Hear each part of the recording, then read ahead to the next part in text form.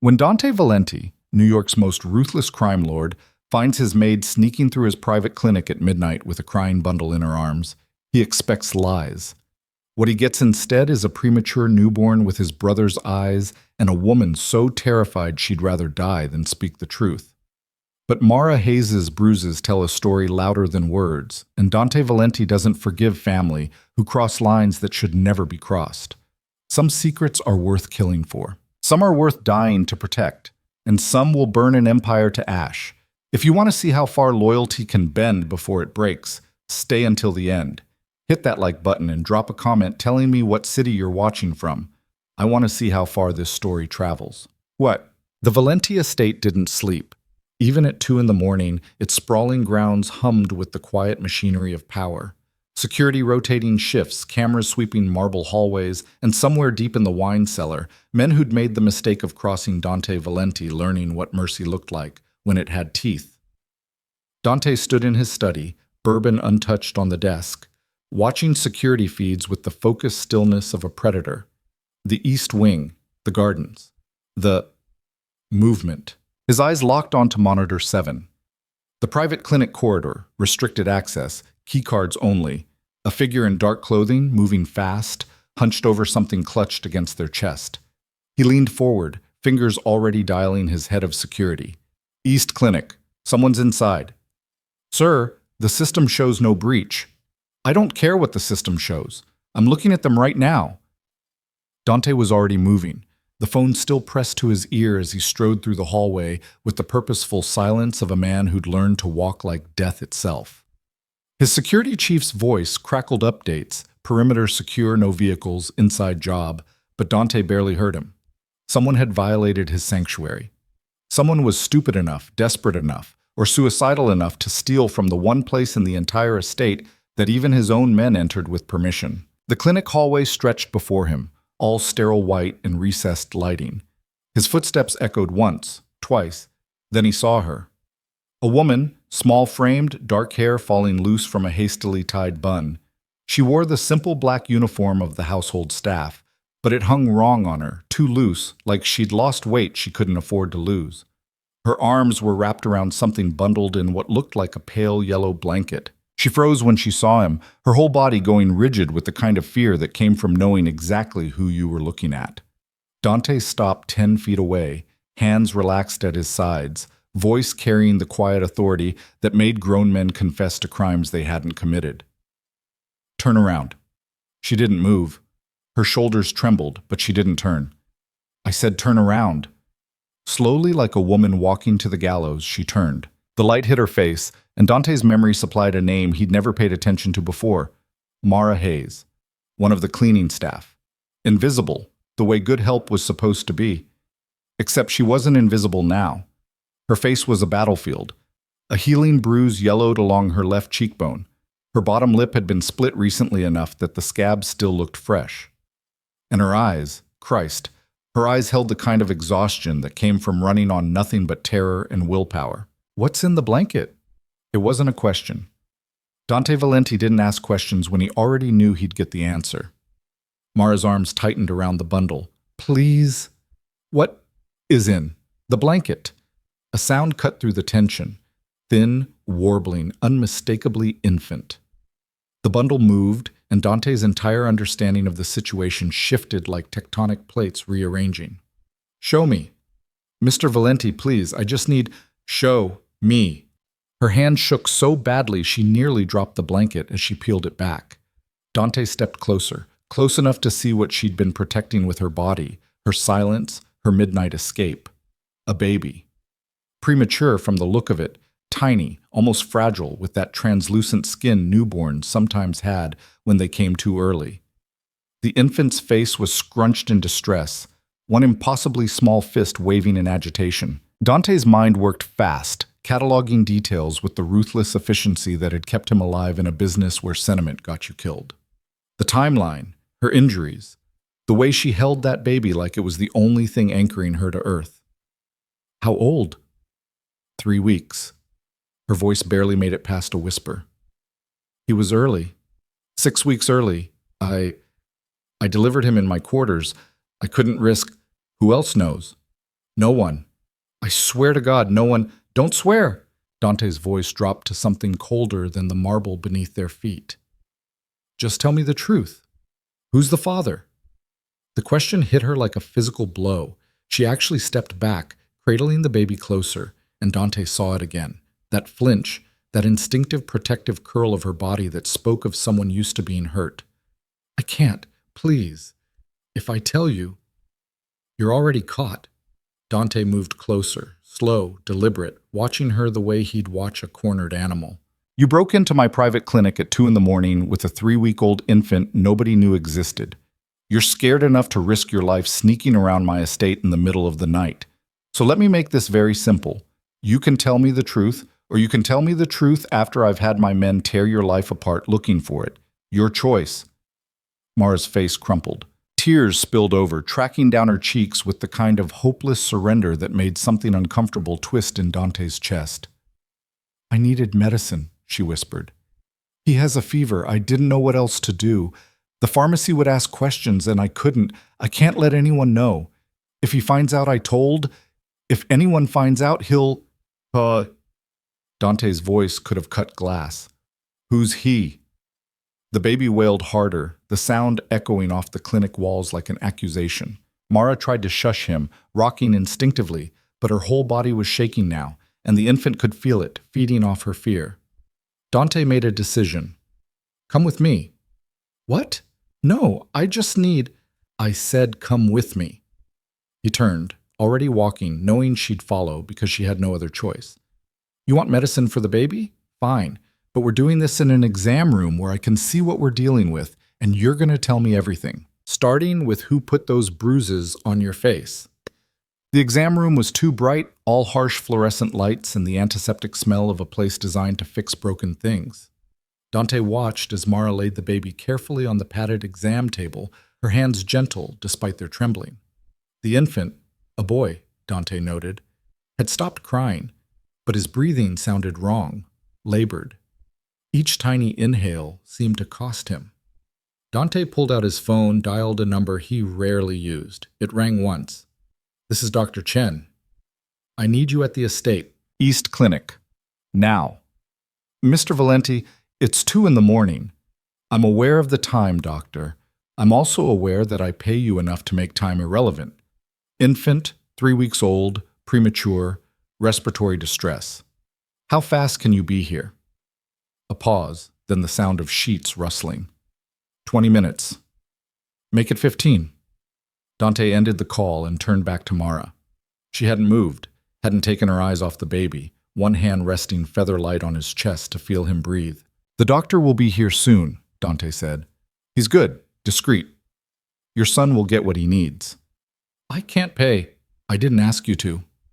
Dante pulled a chair from the corner, positioned it where he could see both her and the door, and sat with the patience of a man who'd interrogated everyone from street dealers to federal judges. Now, while we wait, you're going to tell me who did this to you. Mara's hand went to her bruised cheek, an unconscious gesture. I fell. Try again.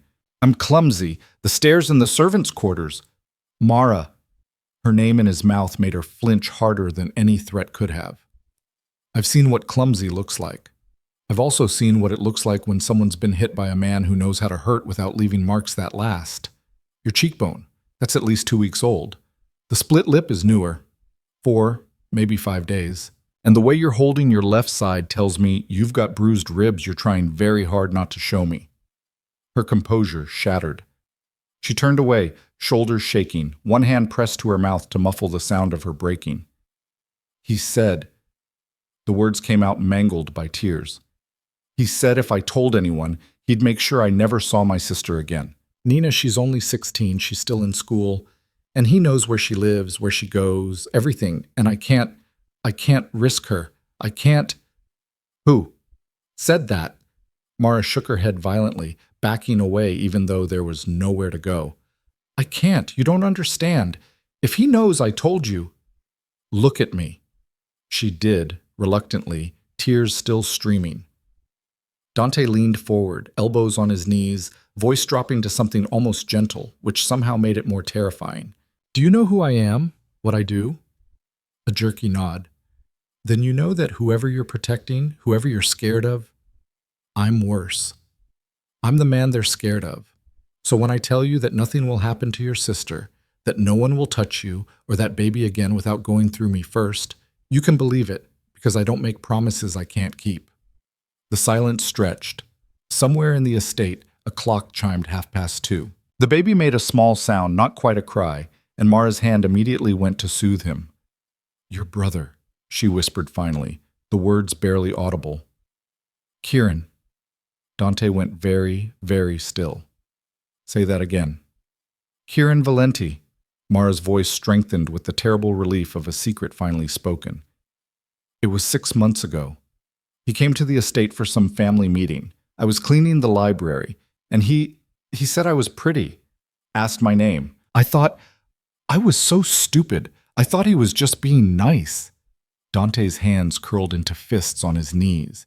He didn't move, didn't speak, just listened with the cold focus of a man cataloging every detail for later use. He asked me to bring coffee to his guest room, said he had paperwork, would be up late. I didn't think anything of it. I knocked, brought the tray in, and Her voice broke. He locked the door. I tried to leave. I told him no. I said no. I kept saying no, but he... Stop. Dante's voice cut through her confession like a blade, not because he didn't want to hear it, but because he could see what the telling was costing her. I understand. Mara wiped her eyes with the back of her hand, the gesture childlike and heartbreaking. After, he said if I told anyone, if I went to the police or tried to make trouble, he'd hurt Nina. He knew her school schedule, knew she took the 5 train home, knew she had a scholarship she couldn't afford to lose. And I believed him. I was so scared I just... How long until you knew you were pregnant? 2 months? I thought about running, but I had no money, nowhere to go. Nina depends on me. Our parents are gone, there's no one else. So I hid it. Wore loose clothes, took on night shifts where no one would notice. When the time came, I locked myself in my room and delivered him alone. Dante absorbed this, every word adding weight to a decision already forming. And tonight? What changed? He started running a fever this morning, got worse as the day went on. By midnight, he was burning up, and I panicked. I thought maybe the clinic would have something, antibiotics, or I don't know, I wasn't thinking clearly. I just knew I couldn't lose him too. The baby whimpered again, and this time Dante stood, moving to the exam table with surprising gentleness. He looked down at the infant, really looked, and saw it clearly now. The shape of the eyes, the stubborn set of the jaw even in one so young. Valenti blood, his family's legacy, written on an innocent face. What's his name? I couldn't decide.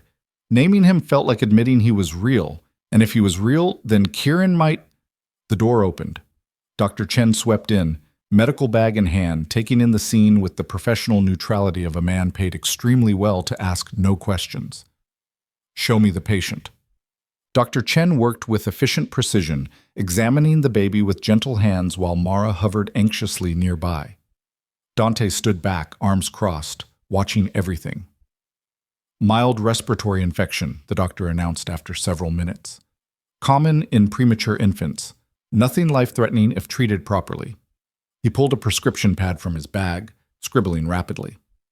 Antibiotics, fever reducer. I'll have these filled from my private stock.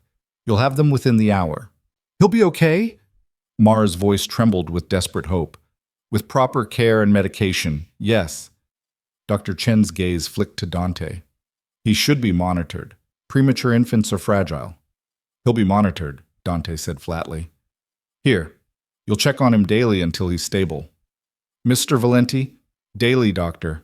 I'll have a room prepared in the East Wing. Whatever equipment you need, make a list. Dr. Chen knew better than to argue. He nodded, packed his bag, and paused at the door. I'll send someone with the medication. 1 hour.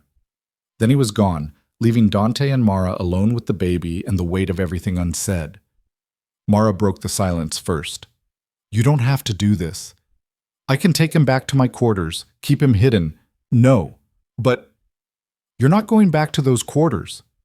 Dante's tone left no room for negotiation. You're not hiding. You're not pretending this didn't happen. As of right now, you're under my protection, which means you do what I say, when I say it. Understood? I don't need Yes, you do. Dante moved closer, and Mara instinctively shifted to place herself between him and the baby. A mother's reflex, protective even in the face of her own fear. It made something sharp twist in Dante's chest. My brother assaulted you, threatened you, forced you to hide a pregnancy and deliver alone. You think I'm going to let that stand? It's not your problem. It became my problem the moment you told me his name. Dante's voice dropped to something deadly quiet.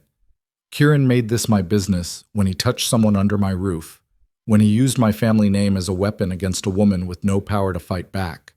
So here's what's going to happen.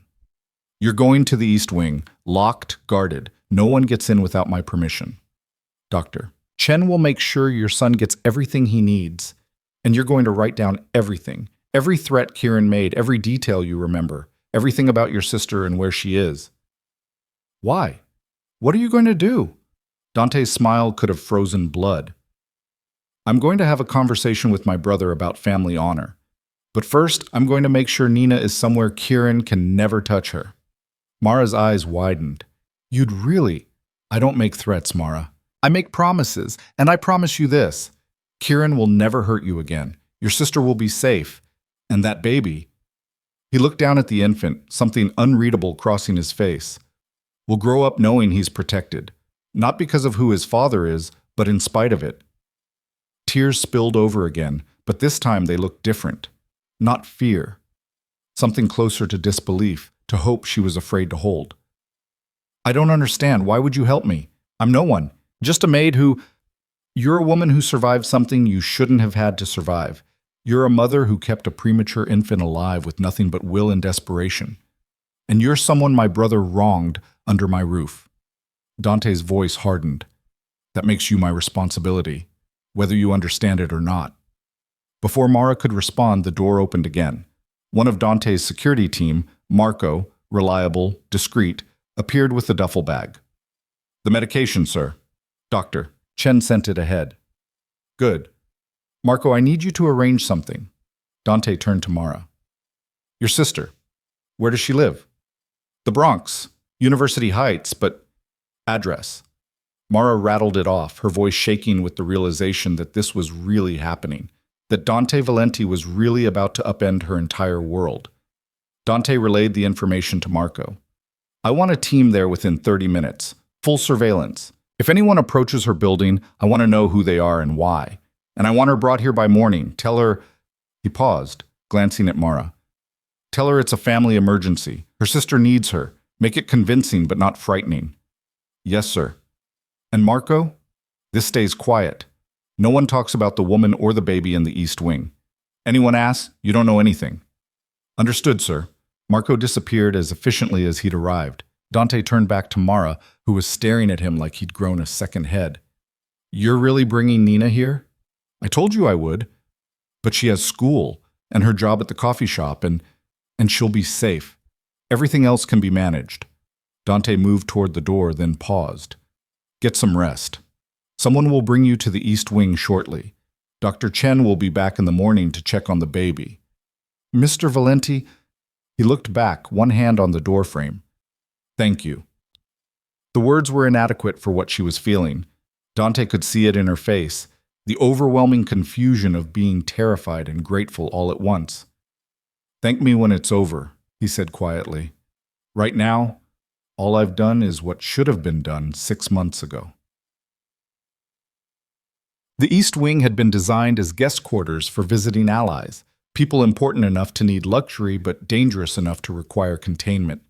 Soundproofed walls, reinforced doors, windows that didn't open. It was a gilded cage, and Dante was about to lock Mara inside it for her own protection. He stood in the hallway while his staff prepared the largest suite, watching through the security feed on his phone as Mara sat in the clinic with her son, rocking him gently while the medication began to work. The baby's breathing had already eased, his small body relaxing into sleep. She was singing something. Dante couldn't hear it through the camera, but he could see her lips moving, see the tenderness in the way she touched the infant's dark hair. His phone buzzed. A text from Marco. Team in position. No movement around the sisters' building. We'll extract at 6 a.m. per your order. Dante typed back, careful. No sirens, no scene. Make it look normal. Understood. He pocketed the phone and turned as his head of security, Vincent, approached with a tablet. Sir, you wanted the employment records for Mara Hayes. Dante took the tablet, scanning quickly. 22 years old, hired 8 months ago through a staffing agency. No criminal record. Emergency contact, Nina Hayes' sister. Previous employment, waitressing, retail. Nothing remarkable. A life lived in the margins. Invisible until it wasn't. And the timeline with Kieran? He was here for 3 days last March, the family meeting about the Brooklyn territories. Vincent's expression remained neutral, but Dante knew him well enough to read the tension beneath it. If her story matches that timeline, it does. Dante handed back the tablet. Pull security footage from that week. Library, hallways, Kieran's guest room. Everything. You think we caught something? I think Kieran's arrogant enough not to care about cameras, and I think if there's evidence of what he did, I want it before I have that conversation with him. Vincent nodded slowly. And if there's no footage? Then I believe her anyway. Dante's voice went cold. Look at her, Vincent. Look at that baby. You think she's lying about any of this? No, sir. I don't. Neither do I. Which means my brother crossed a line that can't be uncrossed.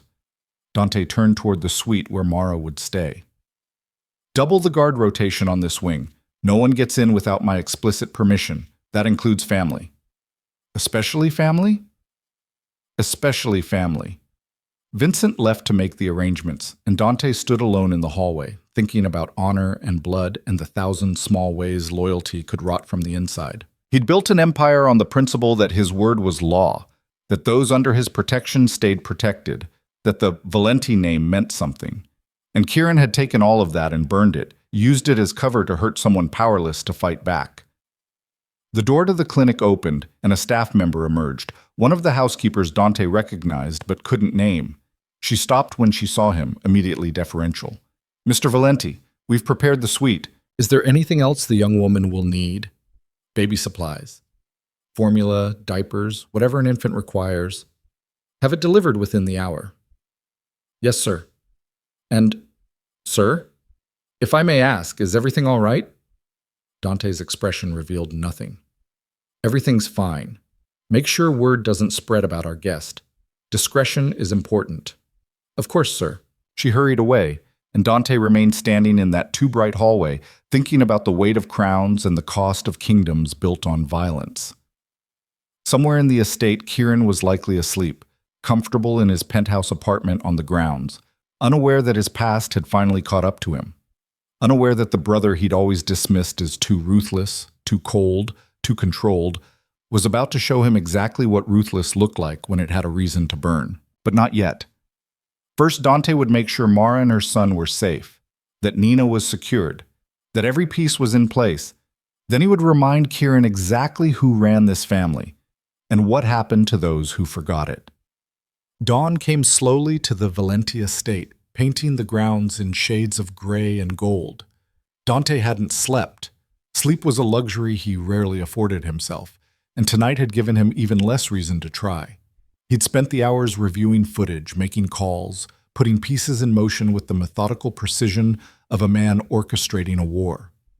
By the time sunlight touched the rose garden outside his study window, he had everything he needed. Almost everything. The door opened without knocking, the only person in the world with that privilege. His consigliere, Antonio, entered carrying a file folder thick with documents. "You look like hell," Antonio observed, dropping the folder on Dante's desk. "I feel worse." Dante gestured at the file. "What did you find?" "Exactly what you didn't want to find." Antonio's expression was grim. Security footage from March 14th. Kieran entering the library at 10:47 p.m. Mara Hayes entering 6 minutes later with a coffee service. The camera doesn't cover the interior, but she doesn't come out for 43 minutes. When she does, he flipped open the folder, revealing still images printed from the feed. "Look at her face." Dante looked.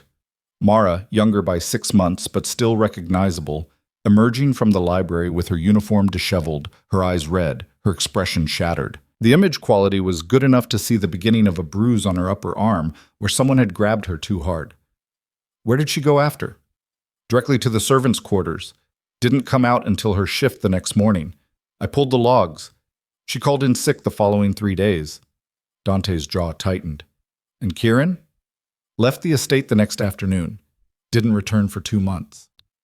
Antonio sat in the chair across from the desk, the informal posture of a man who'd known Dante since they were boys running Brooklyn streets together.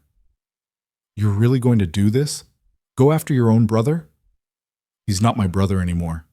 Dante's voice was flat, final. The moment he put his hands on that girl, he stopped being family. The family won't see it that way. My mother will accept my decision or learn to live with the consequences. Dante stood, moving to the window where he could see the east wing where Mara slept, where her son breathed easier now with medicine in his system. What kind of man would I be if I let this stand, Antonio? What kind of organization would we be? A practical one, Antonio said quietly. Dante, I'm not saying what Kieran did was right. It wasn't. It was vile and cowardly and everything we claim to stand against. But going to war with him over a maid? She's not just a maid. Dante turned from the window and Antonio saw something in his face that made him fall silent. She's someone who came to me for protection. Someone who trusted that despite everything, despite who I am and what I do, I might help her. And I will. Not because it's strategic or practical or politically convenient, because it's right. Antonio studied him for a long moment. You're going to lose allies over this. Then they weren't really allies. Your mother will fight you. She's fought me before. Kieran won't go quietly. I'm counting on it. Dante's smile was sharp enough to draw blood. Let him fight. Let him show everyone exactly what he is. And when I'm done, there won't be any question about why he's no longer welcome in this family. A knock at the door interrupted them. Marco entered, looking tired but alert. Sir, we have the sister. She's asking questions. Wanted to call Mara to confirm, but we explained her phone was broken. She's concerned. Bring her to my study. I'll explain. Sir, are you sure? Now, Marco. 10 minutes later, Nina Hayes stood in Dante Valenti's study, terrified and trying desperately not to show it. She looked younger than 16, small, dark-haired like her sister, with the same delicate bone structure and wide brown eyes. But where Mara's eyes held exhaustion and fear, Nina's held fire. She stood with her arms crossed, chin up, meeting Dante's gaze with the false bravery of someone who knew she was outmatched but refused to back down. Where's my sister? Dante gestured to a chair. Sit down, Nina. I'd rather stand. Where's Mara? She's safe. Asleep in the East Wing with her son. Nina's false bravery cracked. Her what? Your sister had a baby 3 weeks ago. He was premature, which is why she needed medical attention last night. That's why you're here. She needs family, and you're the only family she has. Nina sank into the chair like her legs had given out. A baby? But Mara she didn't tell me she was pregnant. We talk every day. How could she not? She was scared. Dante kept his voice gentle, aware that he was about to shatter whatever innocence this girl had left. The baby's father threatened her, threatened you. She's been hiding the pregnancy, the birth, everything, because she was trying to keep you safe. Safe from who? Nina's voice rose with each word. What are you talking about? Mara doesn't even have a boyfriend. She works all the time. She was assaulted by someone in this house, someone who knew she couldn't fight back, couldn't report him because he had power and she had none. The words landed like blows. Nina's face went white, then red, then white again. Who? That's not important right now, Sit. The hell it isn't. Nina surged to her feet, all 5'0" of protective fury. Someone hurt my sister, forced her to... Her voice broke. And you're telling me it's not important? Antonio shifted position slightly, a subtle reminder that this teenage girl was shouting at one of the most dangerous men in New York. But Dante held up a hand, stopping any intervention. It's not important, he said calmly, because I'm already handling it. What's important is that you're here, you're safe, and your sister needs you. Can you do that? Can you put aside your anger long enough to be what she needs right now? Nina's jaw worked, tears streaming down her face, but she nodded. I want to see her. In a minute. First, I need you to understand something. Dante stood, and Nina had to tilt her head back to meet his eyes, a reminder of exactly how powerless she really was. You're both under my protection now. That means you live here, in the East Wing, until I say otherwise. It means you follow my rules, and it means you trust that I will handle the person who hurt your sister. Can you do that? Do I have a choice? No. Dante's honesty was almost refreshing. But I'd prefer your cooperation. Nina wiped her eyes with the back of her hand, the gesture so like her sister's that it made something uncomfortable twist in Dante's chest. If you hurt her, if this is some kind of trap, if I wanted to hurt your sister, I'd have done it already. Dante's voice hardened just enough to remind her who she was dealing with. I don't prey on the helpless, Nina. Some people do. I make them regret it. And the guy who hurt Mara? What happens to him? That, Dante said quietly, is between him and me. Now. Do you want to see your sister or not? Nina followed him through hallways that seemed designed to intimidate, all marble and expensive art, and the quiet menace of security cameras tracking their every step. Dante watched her take it in, saw the moment she fully understood exactly where her sister had been working, exactly how much power the people around them wielded. They reached the East Wing suite. Dante nodded to the guard stationed outside, a different face than the night shift, but just as alert. The door opened. Inside, Mara sat in an armchair by the window, the baby cradled against her chest. She'd changed into fresh clothes someone had provided, soft leggings and an oversized sweater that made her look even younger than her 22 years. The morning light caught her face, and Dante saw the bruises more clearly now, the evidence of violence written on her skin. She looked up when they entered, and her expression transformed from weary peace to shock to overwhelming relief in the space of a heartbeat. Nina? Nina crossed the room in 3 running steps, dropping to her knees beside the chair and wrapping her arms around her sister, careful of the baby between them. Oh my God, Mara, what happened? Why didn't you tell me? I could have helped. I couldn't risk you, Mara's voice broke. He said he'd hurt you. He knew everything, Nina, your school, your schedule, where you lived. I couldn't take the chance. I don't care. You should have told me. How? Mara's laugh was bitter. What would you have done? You're 16. We have no money, no power, no one to turn to. I did what I had to do to keep you safe. Dante cleared his throat, reminding them they weren't alone. Both sisters looked up, and he saw matching expressions of wariness. 2 young women who'd learned the hard way that men with power couldn't be trusted. Nina will stay with you, he said simply. Dr. Chen will be here within the hour to check on the baby. If you need anything, tell the guard outside. He'll make sure you get it. Mr. Valenti, Mara started, but Dante was already leaving, pulling the door closed behind him. In the hallway, Antonio waited with another update. Kieran just woke up. He's asking about breakfast plans. Dante's smile could have frozen oceans. Perfect. Tell him I'd like to see him in my study. Family business. When? Now, Sisitim. Kieran Valenti arrived at Dante's study 20 minutes later, impeccably dressed in designer casual wear that probably cost more than Mara's monthly salary. He looked like what he was, a man who'd never faced real consequences for anything in his entitled life. Handsome in the careless way of someone who'd always been told they were attractive. Charming in the practiced way of someone who used charm as a weapon. And lazy in the fundamental way of someone who'd never had to work for power because it had been handed to him by blood. Brother. Kieran dropped into a chair without being invited, all easy confidence. You're up early. Bad night? Enlightening night. Dante remained standing, positioned behind his desk like a judge at a bench. I need to discuss something with you. A matter of family honor. Kieran's smile didn't waver. Sounds serious. It is. Dante opened the file Antonio had left, pulled out the security footage stills, and laid them on the desk facing his brother. Do you remember this woman? Kieran glanced at the image of Mara leaving the library, and for just a moment, something flickered behind his eyes. Recognition, calculation, the quick assessment of a man deciding how to play this. Should I? We employ a lot of staff. Her name is Mara Hayes. March 14th of last year, you asked her to bring coffee to your room.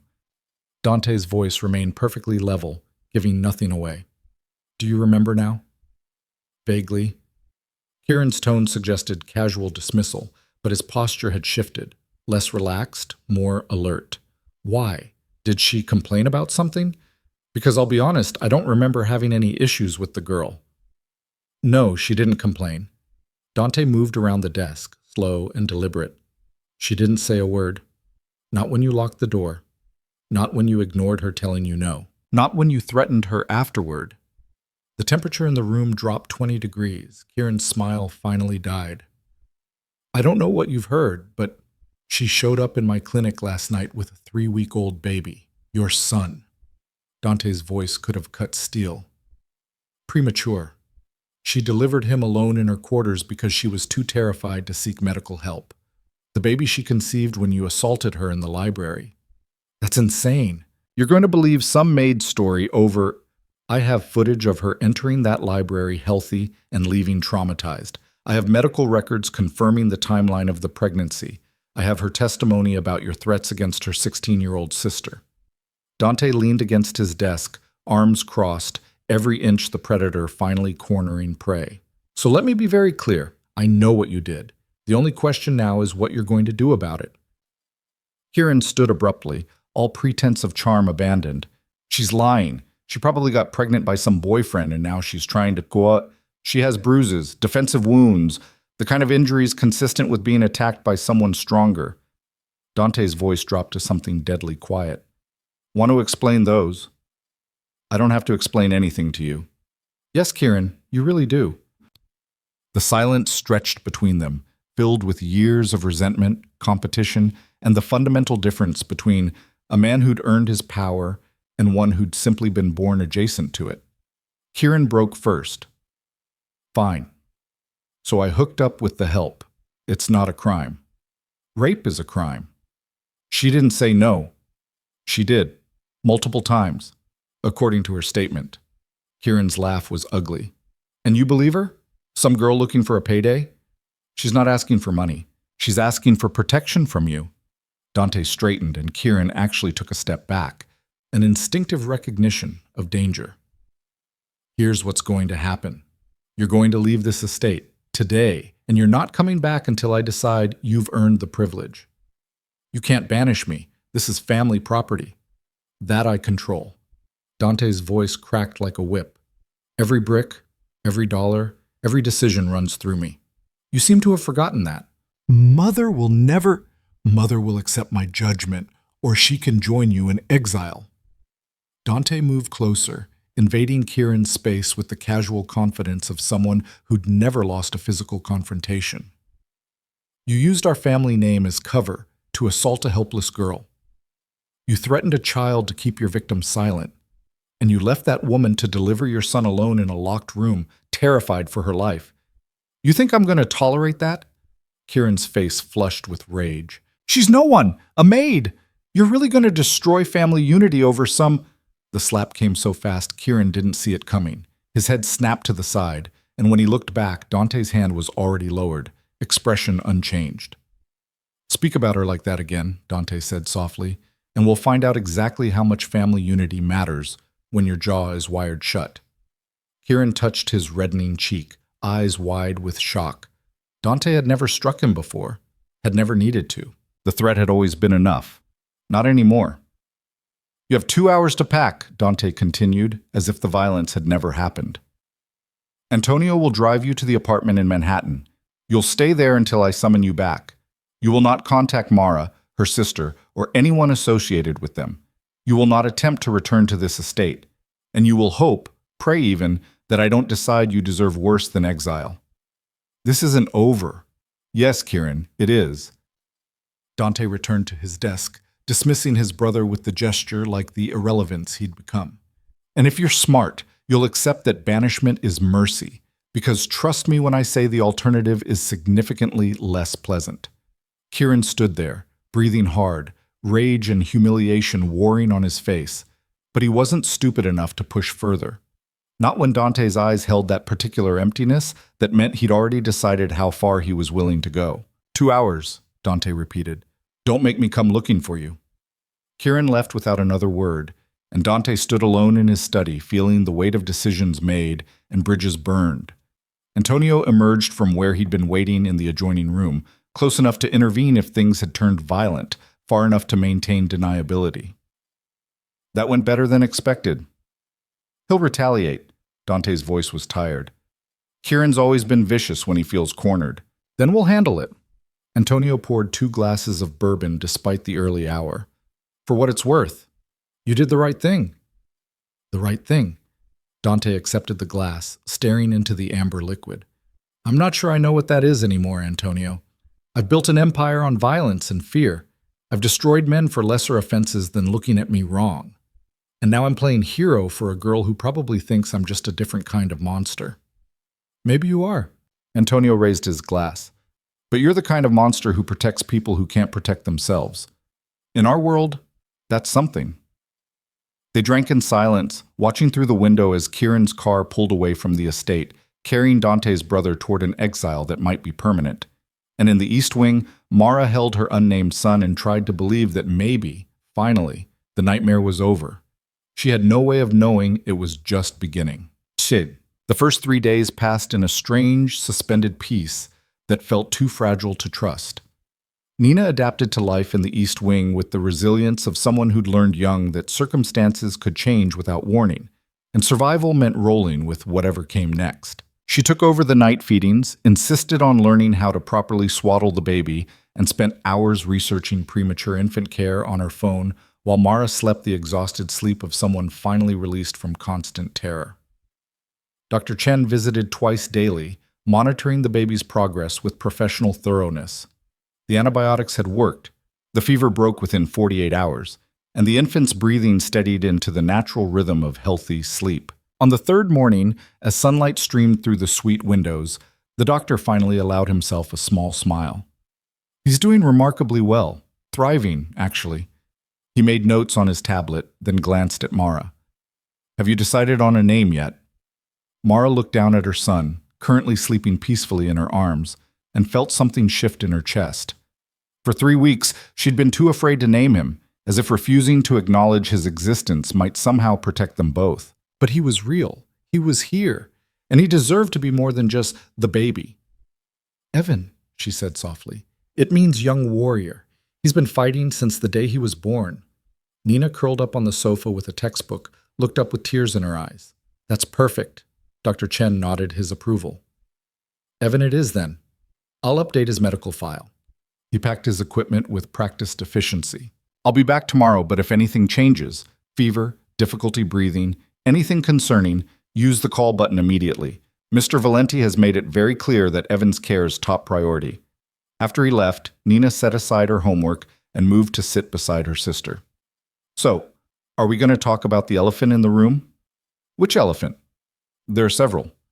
The one where Dante Valenti, actual crime boss Dante Valenti, is being weirdly protective of you and your baby. Nina's voice dropped to a whisper despite the empty room.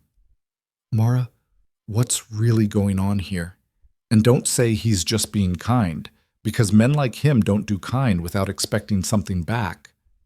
Mara adjusted Evan in her arms, buying herself time to formulate an answer she didn't quite have. I think he sees this as a matter of honor.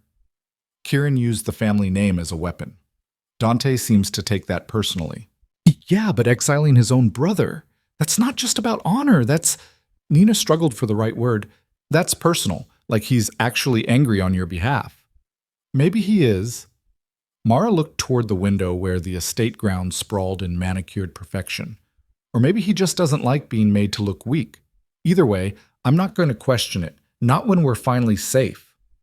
Nina's expression suggested she had more questions, but a knock at the door interrupted them. The guard, a rotating shift of silent, efficient men who treated them with distant professionalism, opened it to admit a woman neither of them had seen before. She was perhaps 40, dressed in elegant business casual, with sharp eyes that missed nothing and the bearing of someone accustomed to authority. She carried a leather portfolio and wore a smile that managed to be both warm and utterly professional. Miss Hayes, I'm Margaret Chen, no relation to the doctor. Mr. Valenti asked me to meet with you. She glanced at Nina. Both of you, actually.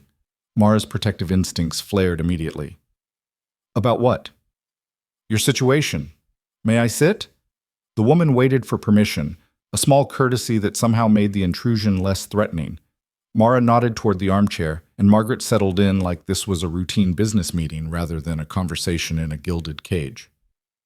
First things first. Nina, I understand you're currently enrolled at Bronx Science. Excellent school. Margaret opened her portfolio, revealing neatly organized documents. Mr. Valenti has arranged for a transfer to Dalton. Full scholarship, of course. Your records have already been sent, and you can start next week if that's acceptable. Nina's jaw dropped. Dalton? That's one of the best private schools in the city. There's no way we can afford. You won't be paying. The Valenti Foundation handles educational sponsorships for promising students. Your grades certainly qualify. Margaret's tone suggested this was completely normal, not an unprecedented intervention into their lives. You'll also need transportation. A driver will be assigned to take you to and from school until other arrangements can be made. Other arrangements? Mara's voice sharpened. What does that mean? Mr. Valenti is purchasing an apartment, somewhere secure but less institutional than the estate. He thought you might prefer your own space eventually, though he's in no rush for you to leave if you're comfortable here. The information landed like a bomb disguised as a gift. Mara sat very still, processing the implications of Dante Valenti literally rearranging their entire lives without asking permission. He's buying us an apartment. In your name, actually. Full legal ownership. He was quite specific about that. Margaret pulled out another document. Which brings me to the trust fund he's establishing for Evan. Medical expenses, education, future needs, everything will be covered. You'll have complete control as trustee until Evan turns 18. Nina made a strangled sound. This is insane. People don't just do this. What does he want from us? Margaret's expression softened slightly, the professional mask slipping just enough to show genuine sympathy underneath. Miss Hayes, both of you, I've worked for Mr. Valenti for 12 years. I've seen him destroy companies, ruin rivals, and make grown men cry with nothing but a phone call. I've also seen him quietly pay for a murdered associate's children to attend college, fund medical treatment for a loyal employee's dying mother, and personally ensure that a woman who testified against one of his enemies received witness protection. He's complicated, but when he commits to protecting someone, he means it. At what cost? Mara's arms tightened around Evan. There's always a cost. The cost, Margaret said carefully, is that you accept his protection, that you allow him to handle the threat Kieran poses, and that you trust him to know what's best for your safety until this situation is fully resolved. So we're prisoners. You're protected. Margaret's correction was gentle but firm. There's a difference, though I understand it might not feel that way right now. Silence settled over the room, broken only by Evan's soft breathing and the distant sound of estate life continuing beyond their locked door. Finally, Mara spoke. What if we wanted to leave? Then you'd leave. Margaret met her gaze directly. Mr. Valenti isn't keeping you here against your will, but he would strongly advise against it until Kieran's situation is permanently addressed. Which brings me to why I'm really here. She pulled out a legal document, crisp and official looking. This is a restraining order against Kieran Valenti. It covers both you, Nina, and Evan. I need you to read it carefully and sign if you agree to the terms. It's the legal foundation for everything else, the protection, the security measures, all of it. Mara took the document with shaking hands and began to read. The language was dense, legal, but the intent was clear. Kieran was forbidden from any contact, direct or indirect, with her, her sister, or her son. Violation would result in immediate arrest and prosecution. This actually works? Against someone like him? Against anyone. Margaret's voice held steel. Mr. Valenti has ensured that if Kieran violates this order, he'll face consequences from authorities who can't be bought or intimidated. He's called in favors with people who owe him more than money. This isn't just a piece of paper, Miss Hayes. It's a promise backed by power. Mara looked at her sister. Nina nodded slowly, and Mara signed where Margaret indicated. Her signature a declaration of trust in a man she barely knew but desperately needed to believe in. Margaret collected the document with satisfaction. Good, I'll file this today. Now, do you have any questions about the apartment, the school transfer, or the trust fund? Just one. Mara's voice was quiet but steady. Why is he doing this? The truth, not the official answer. Margaret considered her for a long moment, clearly weighing how much to reveal. Because, she said finally, Dante Valenti's father built this empire on a code. Protect the family, honor your word, and never, ever prey on the powerless. Kieran violated all three. And Dante takes his father's legacy very seriously, even when it costs him. After Margaret left, the sisters sat in silence, processing the surreal reality of their new lives. Nina spoke first, her voice small and uncertain. Mara, are we making a deal with the devil here? Mara looked down at Evan, at his perfect tiny features and the innocence he deserved to keep. Maybe. But if the devil's offering safety when no one else will, I'll take it. We'll take it. And we'll deal with the price when it comes due. And if there's no price, if he really is just helping, then I'll spend the rest of my life wondering what we did to deserve that kind of miracle. 3 floors below, in his study, Dante reviewed the security reports with Antonio, both of them aware that the easy part was over. Kieran had been exiled, not eliminated, and men with wounded pride and family connections rarely stayed defeated for long. He's been quiet, Antonio observed, scrolling through surveillance updates on his tablet. Too quiet. The Manhattan apartment shows minimal activity. He's not making calls, not meeting anyone, just waiting. He's planning something. Dante leaned back in his chair, fingers steepled beneath his chin. Kieran's never accepted consequences gracefully.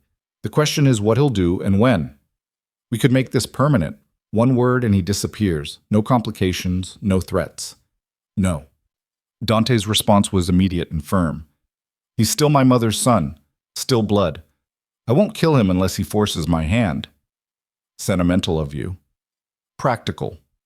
If I kill Kieran without clear justification, it fractures the family completely. Half the organization would question my judgment, wonder if they're next. I need him to make the first move, to prove that exile wasn't enough. Dante's smile was cold. And he will. Men like Kieran can't help themselves. As if summoned by the conversation, Dante's phone buzzed with a call from his mother. He stared at the screen for a moment, then answered. Mother? Don't you mother me. Isabella Valenti's voice crackled with fury even through the phone line. I've been trying to reach Kieran for 3 days. His apartment, his phone, everything goes to voicemail. And when I finally track down Antonio, he tells me Kieran's been banished? By you? Without even consulting me? Dante switched to speakerphone so Antonio could hear. There was nothing to consult about. Kieran violated the family code. I addressed it. By exiling your own brother over some staff girl's accusations? Have you lost your mind? The girl has a name, Mara Hayes, and they weren't accusations, they were facts. Kieran assaulted her, threatened her, and left her to deal with the consequences alone. That's not how this family operates. You have only her word for any of that. Women lie, Dante, especially when there's money involved. There's security footage. Dante's voice cut through her rant like a blade. Medical evidence, witness testimony, and a 3-week-old baby with Kieran's DNA. So no, Mother, this isn't about a woman lying. This is about your son being a rapist. The silence on the other end was absolute. When Isabella spoke again, her voice had shifted from fury to something more dangerous, cold calculation. If this becomes public, it will destroy us. The family, the business, everything your father built. Then I suggest you help me ensure it doesn't become public by accepting my decision and supporting the measures I've put in place to protect the victim. Protect her? You're legitimizing her claims, giving her money, housing, treating her like she matters. She does matter. Dante's patience was fraying, and so does that child, Kieran's child, your grandson, whether you like it or not. Another long silence. I want to meet her. No. She's carrying my grandchild. She gave birth 3 weeks ago, Mother. Try to keep up. Dante's sarcasm was cutting. And no, you're not meeting her. Not until I'm satisfied that you won't make this worse. I'm your mother, and I'm the head of this family. My word is final. Dante softened his tone slightly, trying for diplomacy. When the situation is stable, when Kieran has accepted his exile and proven he's not a threat, Then we can discuss you meeting Mara and Evan, but not before, and not without conditions. Conditions? You're setting conditions for me to meet my own grandson. Yes, because right now I don't trust you not to blame Mara for what your son did. And she's been through enough without adding your judgment to it. Isabella's laugh was bitter. You've grown hard, Dante. Your father would be ashamed. My father would have handled this the same way, and you know it.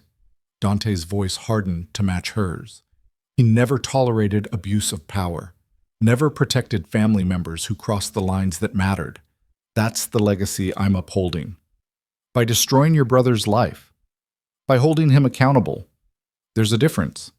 Dante glanced at Antonio, who nodded fractional support. I have to go, Mother. Think about what I said. When you're ready to accept reality, we'll talk again. He ended the call before she could respond and dropped the phone on his desk with more force than necessary. That went well, Antonio observed dryly. She'll come around, eventually. Isabella's pragmatic above all else.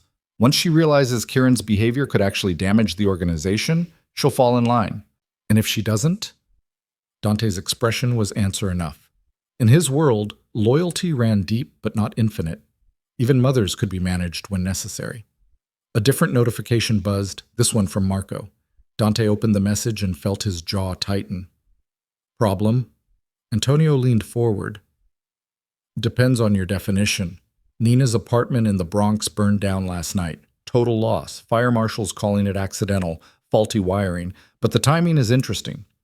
Kieran's making a move. Or sending a message. Dante stood, already reaching for his jacket. Either way, it confirms what we knew. He's not accepting exile quietly. We need to accelerate the apartment purchase for Mara. Get them out of the estate and into somewhere Kieran can't easily access. You think the estate's compromised? I think Kieran grew up here. He knows every hallway, every routine, every potential weakness. Dante headed for the door. We've increased security, but desperate men get creative. I want them somewhere fresh, somewhere he won't think to look.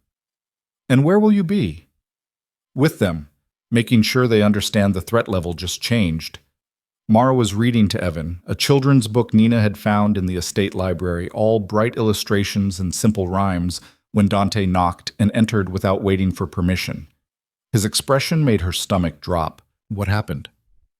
Your apartment burned down last night. Dante's directness was almost gentle, delivering bad news without cushioning it. No one was hurt, but everything's gone, Nina gasped from her position on the sofa. Everything? My books, my clothes, the photo albums? Everything, Dante confirmed. I'm sorry, Nina. The fire marshal says it was accidental, but I don't believe in coincidences this convenient. Kieran. Mara's voice was flat, unsurprised. You think he did this? I think he sent someone to do this. A warning that exile doesn't mean surrender. Dante moved further into the room, his presence somehow making the spacious suite feel smaller. Which is why we're moving up the timeline. I found an apartment, Upper West Side, doorman building, excellent security. You can move in this week if it meets your approval. You want us to leave the estate? Mara clutched Evan tighter, irrationally terrified of losing the illusion of safety these walls provided. I want you somewhere Kieran can't predict. He knows the estate too well, and I can't guarantee your safety here indefinitely. Dante's gaze softened fractionally. The apartment is yours, Mara. Your name on the deed, your choice who has access. I'll provide security, but you'll have freedom. Real freedom, not just a prettier cage. Nina found her voice. Can we see it? Before we decide? Of course. Tomorrow, if you'd like. Margaret can arrange the viewing. Dante hesitated, then added, I know this is overwhelming. I know you didn't ask for any of this. But Kieran escalated. And when threatened, I don't take chances with people under my protection. People under your protection. Mara repeated the phrase slowly, tasting the weight of it. Is that what we are to you? An obligation? The question seemed to surprise him.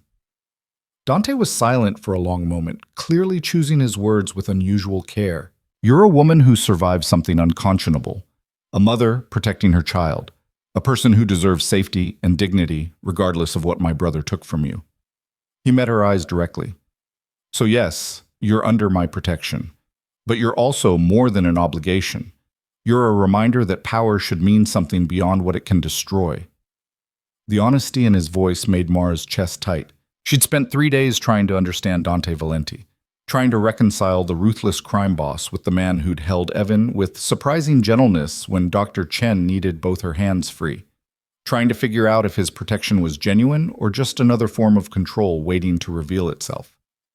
"Thank you," she said finally, because what else could she say? "For everything, the apartment, the trust fund, keeping us safe. I know we can't repay. I don't want repayment." Dante's interruption was sharp. "What I want is for you and Nina and Evan to have the life Kieran tried to steal. That's not a debt, Mara. That's justice." After he left, Nina whispered, "He's not what I expected." "No," Mara agreed, watching the door where Dante had disappeared. "He's really not." That night, while Nina slept and Evan nursed drowsily in her arms, Mara finally let herself cry. Not from fear or pain, but from the overwhelming complexity of gratitude and grief tangled together. Her old life had burned, literally burned, and in its place was this strange new existence where crime bosses played guardian angel and safety came wrapped in velvet-covered chains. She didn't know if this was rescue or just a different kind of trap, didn't know if Dante's protection would last or if it came with prices she couldn't yet see. But Evan was healthy, Nina was safe, and for tonight, in this moment, that had to be enough.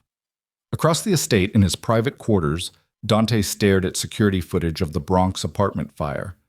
The investigation was ongoing, but his own people had already confirmed what he suspected: accelerant patterns inconsistent with electrical fire, evidence of forced entry before the blaze started, and a witness who'd seen someone matching Kieran's driver leaving the scene. His brother had just declared war. Not openly, not obviously enough to justify lethal retaliation, but unmistakably, undeniably war. Dante pulled up another screen, live feed from the East Wing where Mara rocked Evan in the lamplight, unaware she was being watched. He told himself it was security protocol, just ensuring their safety. But the truth was more complicated than that. She fascinated him in a way no one had in years.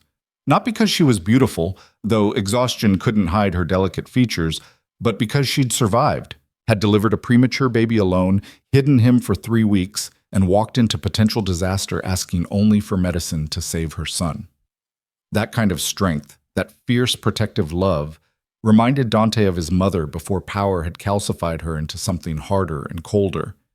Reminded him that beneath all the violence and strategy, some things still mattered more than empires. Antonio appeared in the doorway holding a phone. "We found the driver. He's very motivated to talk." "Good." Dante closed the security feed and stood. "Let's find out exactly what Kieran's planning, and then we'll make sure he understands what happens when you mistake mercy for weakness." The driver, a man named Vincent, who'd worked for the Valenti family for 5 years, sat in a windowless room deep in the estate's lower levels, zip-tied to a chair and sweating despite the cool temperature. When Dante entered with Antonio, Vincent's expression cycled through recognition, fear, and desperate calculation in the space of seconds. "Mr. Valenti, I can explain." "Then explain." Dante pulled up a chair and sat, unhurried, while Antonio stood behind Vincent like a promise of violence kept in reserve. "You drove to the Bronx last night. You entered an apartment building, and 3 hours later that building was on fire. Explain that." Vincent licked his lips. "Kieran paid me, said it was just sending a message, nobody would get hurt. And you believed him? Or you just didn't care?" Dante's voice remained conversational, almost friendly, which somehow made the threat more palpable. "Walk me through it. What exactly were your instructions?" The story spilled out in a rush of self-preservation. Kieran had called 2 days after his exile, offered Vincent $20,000 to deliver a warning to an address in the Bronx. Vincent was to break in, plant accelerant in the electrical panel, and leave. The fire would look accidental. No one would connect it to the Valentis. "And you didn't think to mention this to me?" Dante's tone sharpened. "You didn't think that Kieran asking you to commit arson might be information I'd want?" He said you'd overreacted, that this was just family business, nothing serious. And the money," Vincent's voice cracked.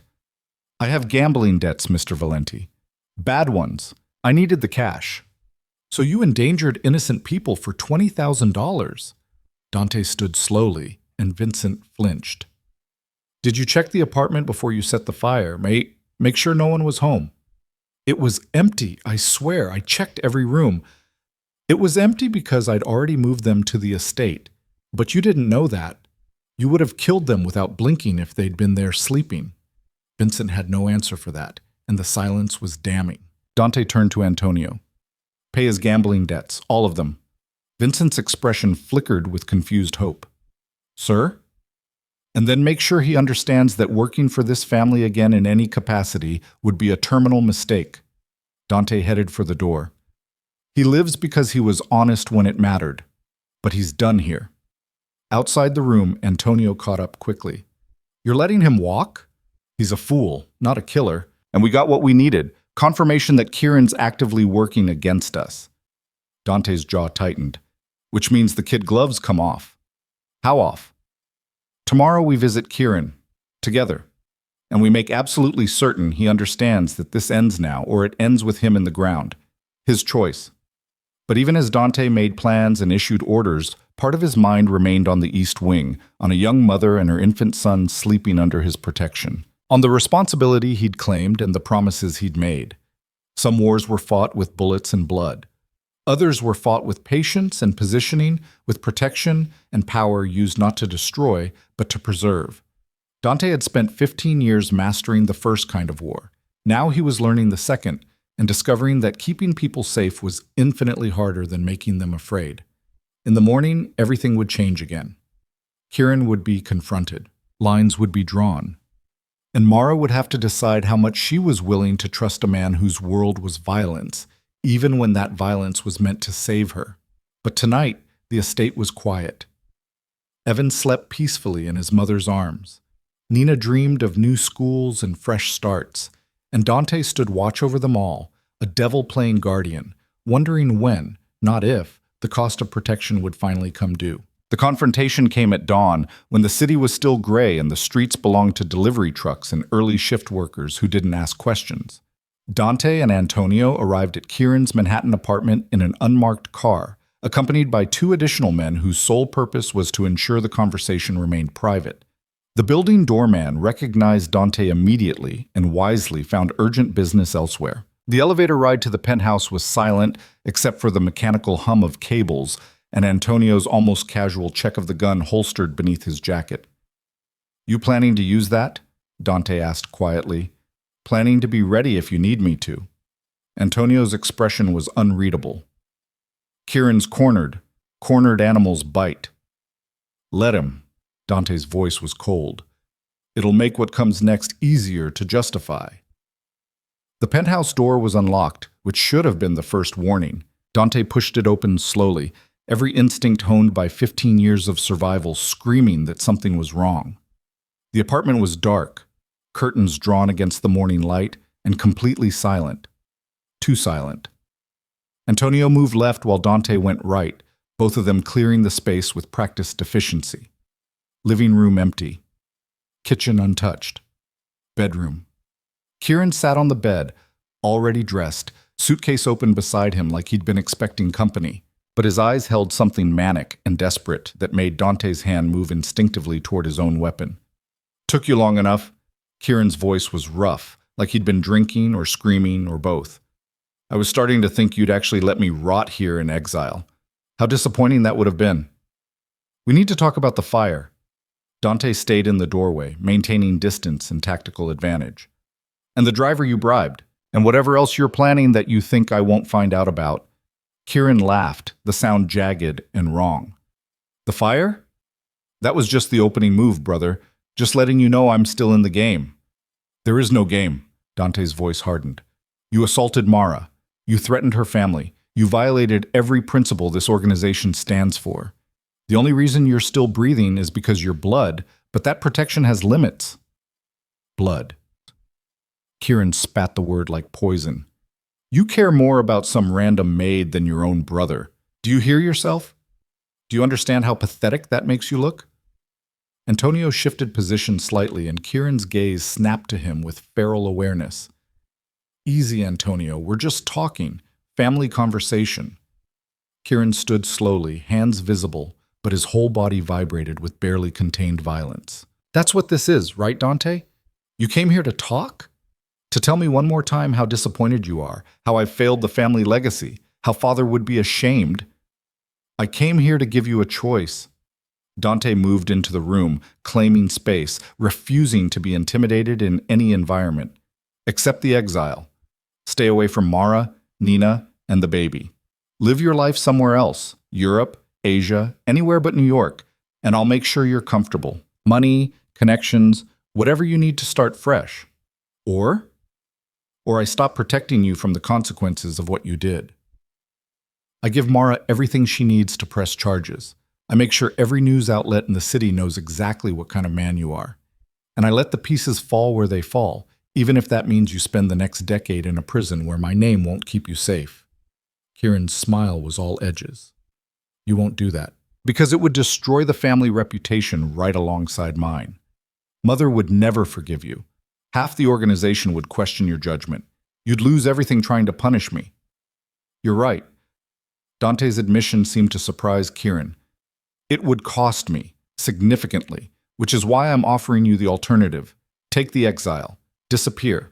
Live whatever life you want as long as it's nowhere near the people you hurt.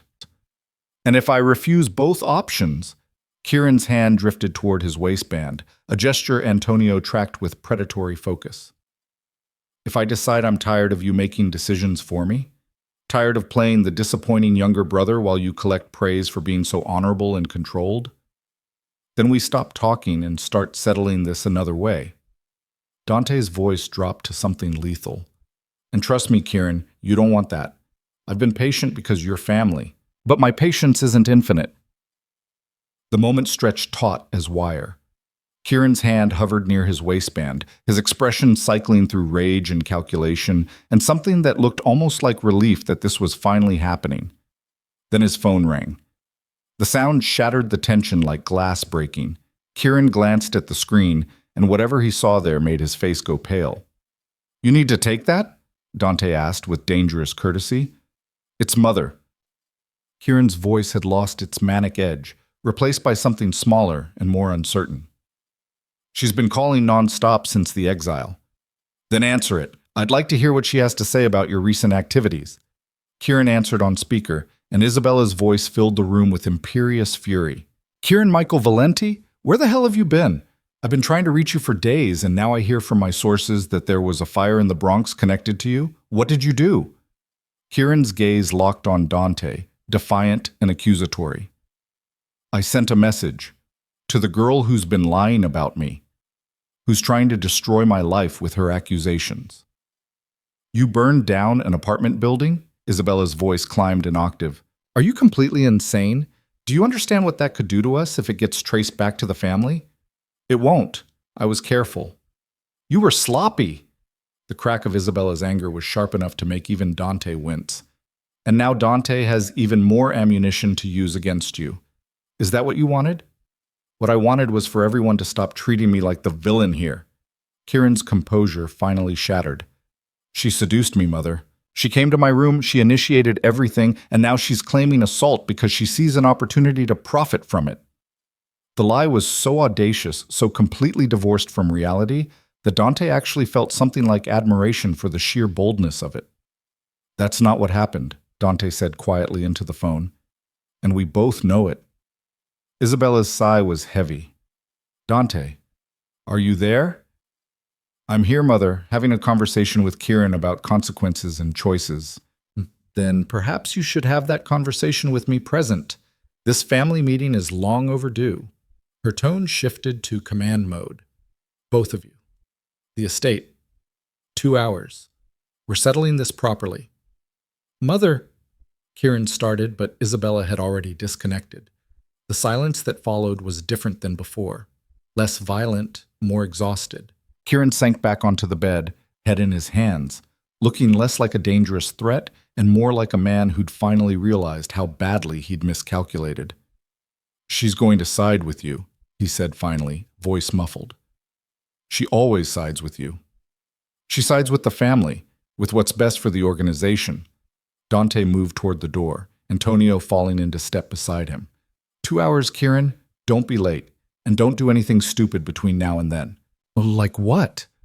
I'm already exiled, already disowned in everything but name. What else can you take from me? Dante paused in the doorway, looking back at his brother with something that might have been pity if it wasn't wrapped in so much steel. Your life. I can take your life. Remember that before you decide arson and intimidation are good strategies for winning this war. They left Kieran sitting in the darkness of his apartment, a man watching his world collapse in slow motion, still convinced he was the victim of someone else's cruelty. In the car heading back to the estate, Antonio broke the silence. He's going to try something at the meeting, some play to turn Isabella against you. Let him try. Dante stared out at the city waking up around them. I have security footage, medical evidence, and a 3-week-old baby with Kieran's DNA. Whatever story he tells, the facts don't change. Facts matter less than you think when family loyalty is involved. Then we'll find out if mother's loyalty runs to blood or to principles. Dante's phone buzzed with a message from the estate security. He read it and felt his jaw tighten. Vincent talked, gave us everything, the payment from Kieran, the exact instructions for the fire, even recordings of their conversations. But Kieran recorded his own conspiracy to commit arson? Apparently he thought he might need leverage against Vincent later. Criminals rarely win intelligence awards. Dante forwarded the files to his secure server. Which means we have Kieran dead to rights on multiple felonies. The question is whether we use it. Antonio glanced at him. You're still hesitating, even with everything he's done. He's my brother. The words tasted like failure in Dante's mouth. And despite everything, part of me remembers when he was 8 years old and following me around like I hung the moon, before power corrupted him, before he became this. The 8-year-old's gone, Dante. Has been for a long time. I know. Dante closed his eyes briefly. Doesn't make this easier. They arrived at the estate to find it in controlled chaos. Staff moved with unusual urgency, preparing the formal dining room where family meetings had been held for 3 generations. Isabella had clearly called ahead, demanding everything be perfect for this reckoning. Dante went directly to the East Wing, needing to check on Mara before the coming storm. He found her in the sitting room with Nina, both of them looking exhausted and worried. Something's happening, Mara said immediately when she saw his expression. I can feel it. The guards are tense. There's more security in the hallways. Family meeting about Kieran. Dante kept his voice calm, trying not to transfer his own tension. My mother's coming to the estate to mediate between us. Nina looked up from her phone. Is that good or bad? Uncertain. Isabella's practical, but she's also Kieran's mother. We'll see which instinct wins. Dante moved to the window where Evan slept in a portable bassinet, the baby's tiny chest rising and falling with peaceful regularity. How is he? Perfect. Mara's voice softened involuntarily. Doctor, Chen says he's thriving, gaining weight, breathing normally, like he was never premature at all. Good. Dante found himself unable to look away from the infant, from this small, perfect thing that existed because of violence but deserved nothing but protection. I need you to stay in this wing today. Whatever happens with the meeting, whatever you hear, stay here. The guards will keep you safe. You think Kieran might try something? Fear crept into Mara's voice. I think desperate men are unpredictable, and I'd rather overprotect you than take chances. Dante finally turned from the window to meet her eyes. Trust me? It was the first time he'd asked the question directly, and the weight of it hung between them. Mara studied his face for a long moment, searching for something she apparently found. Yes, she said quietly. I trust you. The admission felt like a gift Dante hadn't earned but would die to deserve. Then stay here. Let me handle this. And when it's over, when Kieran's finally dealt with, we'll talk about the apartment and what comes next. What does come next? Nina asked, the question holding layers of meaning. Dante considered his answer carefully. Safety. Stability. A life where you're not constantly looking over your shoulder. Everything else we figure out as we go. He left before they could ask more questions he didn't have answers for, heading to his study to prepare for battle dressed as family dinner. Isabella arrived exactly on time, sweeping into the estate with the imperious authority of a woman who'd been born to wealth and married into power. She was 63 but looked 10 years younger, maintained by expensive treatments and the kind of iron will that refused to acknowledge aging as inevitable. Her eyes, the same ice blue as Dante's, missed nothing as she surveyed the entry hall. "Mother," Dante greeted her with formal courtesy, a kiss on each cheek that felt more like ritual than affection. "Dante, you look tired. I've been managing a crisis you helped create by spoiling Kieran his entire life." Isabella's expression frosted. "We'll discuss my parenting choices after we address your overreaction to a staff issue that should have been handled quietly." A staff issue? Dante felt his temper straining against control. "Is that what we're calling rape now? We're calling it an accusation that benefits the accuser significantly and destroys your brother without trial or evidence." Isabella moved past him into the formal dining room, claiming the head of the table like it was her throne. "Where is Kieran?" "On his way. We stopped by his apartment this morning to extend the invitation personally." How thoughtful. Isabella's sarcasm could have etched glass. "And the girl, this Mara Hayes who's turned my sons against each other?" "Is in the East Wing with her son, your grandson, whether you're ready to acknowledge that or not." "I'll acknowledge paternity when there's a DNA test proving it. Until then, she's a woman making claims that conveniently result in luxury housing and financial security for life." Dante sat across from her, the long table between them a physical representation of the gulf in their positions. "The DNA test can be arranged, though Evan's resemblance to Kieran is fairly damning on its own." "Evan." Isabella's mouth twisted. "She named it. Him. She named him. Because he's a person, Mother, not an inconvenience to be managed." Before Isabella could respond, Kieran arrived, looking more composed than he had in the apartment, but still carrying the manic edge of someone who'd slept poorly and thought too much. He went directly to Isabella, embracing her with theatrical desperation. "Mother, thank God. Dante's been—" "Sit down, Kieran." Isabella's command was sharp. "Both of you. We're going to discuss this situation like rational adults, and we're going to find a solution that doesn't destroy everything your father built." Antonio entered quietly, taking a position by the door, present but not participating, a witness and a subtle threat wrapped together. Isabella noted his presence with a frown, but didn't object. "First," Isabella began, folding her hands on the table with the precision of a woman chairing a board meeting, "I want to hear Kieran's version of events, uninterrupted, then Dante's. Then we'll examine evidence and make a decision as a family." "There is no decision to make," Dante said flatly. "Kieran assaulted Mara. The evidence is conclusive. The only question is how we handle the consequences. You've already decided he's guilty without hearing his side. I've seen the security footage of her leaving the library traumatized. I've seen the medical evidence of assault. I've held a 3-week-old baby that she delivered alone in her quarters because she was too terrified to seek help. What exactly am I supposed to hear that changes those facts?" Isabella's voice hardened. "Kieran, speak." Kieran launched into his defense with the desperate conviction of someone who'd convinced himself his own lies were truth. He painted a picture of Mara as seductive and calculating, claiming she'd initiated everything, that their encounter had been consensual and enthusiastic, until she realized she was pregnant and saw an opportunity for profit. He admitted the threats against Nina but framed them as preventative, ensuring Mara didn't use false accusations to damage the family. It was a masterclass in manipulation, taking kernels of truth and twisting them into a narrative where he was the victim of a woman's machinations.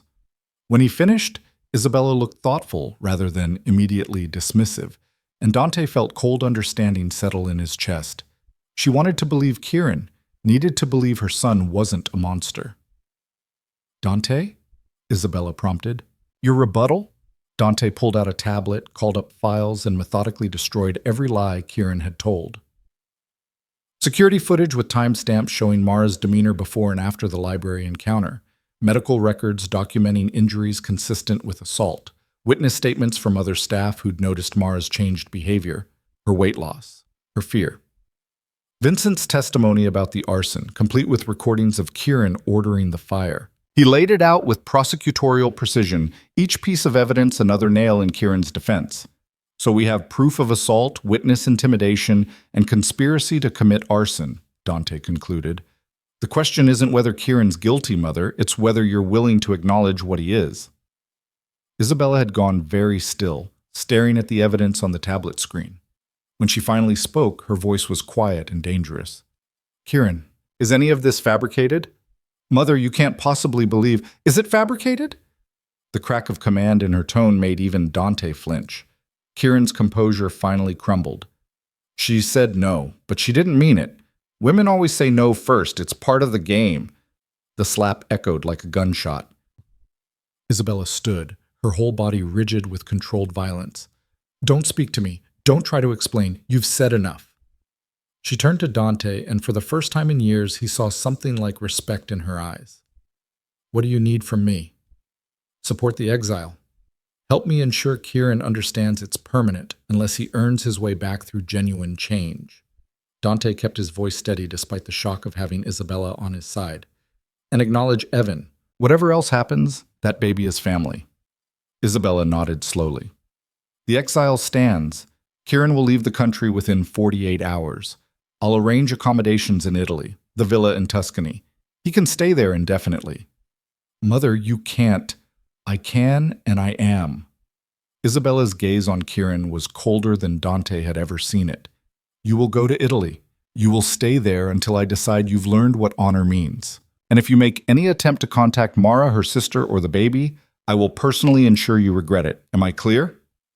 Kieran's face cycled through shock, rage, and finally bitter acceptance. Crystal. Good. Now get out of my sight. Kieran left without another word, and Dante watched his brother's retreat with complicated emotions. Relief, satisfaction, and underneath it all, grief for the relationship they'd never quite had, and now never would. Isabella sank back into her chair, suddenly looking every one of her 63 years. I failed him. Failed to teach him boundaries, failed to see what he was becoming. We all failed him. Dante's admission was generous and probably undeserved, but Isabella looked so diminished that he couldn't help offering comfort. The question is what we do now. Now? Isabella's smile was sad and brittle. Now you introduce me to my grandson, and then you make sure that girl understands she has the full support of this family, whether she trusts that or not. Dante texted Marco to bring Mara to the formal dining room, then waited while Isabella composed herself, wiping away tears she'd never admit to shedding. When Mara entered carrying Evan, with Nina hovering protectively behind her, the fear in her expression was palpable. She'd clearly been prepared for threats and judgment, not for Isabella Valenti looking at her with something approaching remorse. Miss Hayes? Isabella stood, formal and dignified despite her emotional state. I owe you an apology for my son's actions, for doubting your account, and for not protecting you when you were under my family's roof. Mara stood frozen, clearly not knowing how to respond to this elegant, terrifying woman offering contrition. I don't... She struggled for words, then defaulted to honesty. I don't know what to say. You don't need to say anything. Isabella moved closer, and Mara instinctively tightened her hold on Evan. May I see him? My grandson? Slowly, carefully, Mara adjusted Evan so Isabella could see his face. The baby was awake, dark eyes unfocused but curious, tiny hands making aimless, grasping motions. Isabella's breath caught. He has the Valenti eyes. The same eyes my husband had. She reached out, then stopped herself. May I hold him? Mara glanced at Dante, seeking permission or reassurance or something. He nodded fractionally, and she carefully transferred Evan into Isabella's arms. The transformation was immediate and startling. Isabella, who just disowned one son, looked down at her grandson with wonder and instant, fierce love. Hello, little one, she whispered. I'm so sorry for everything, but I promise you'll be protected. Cherished.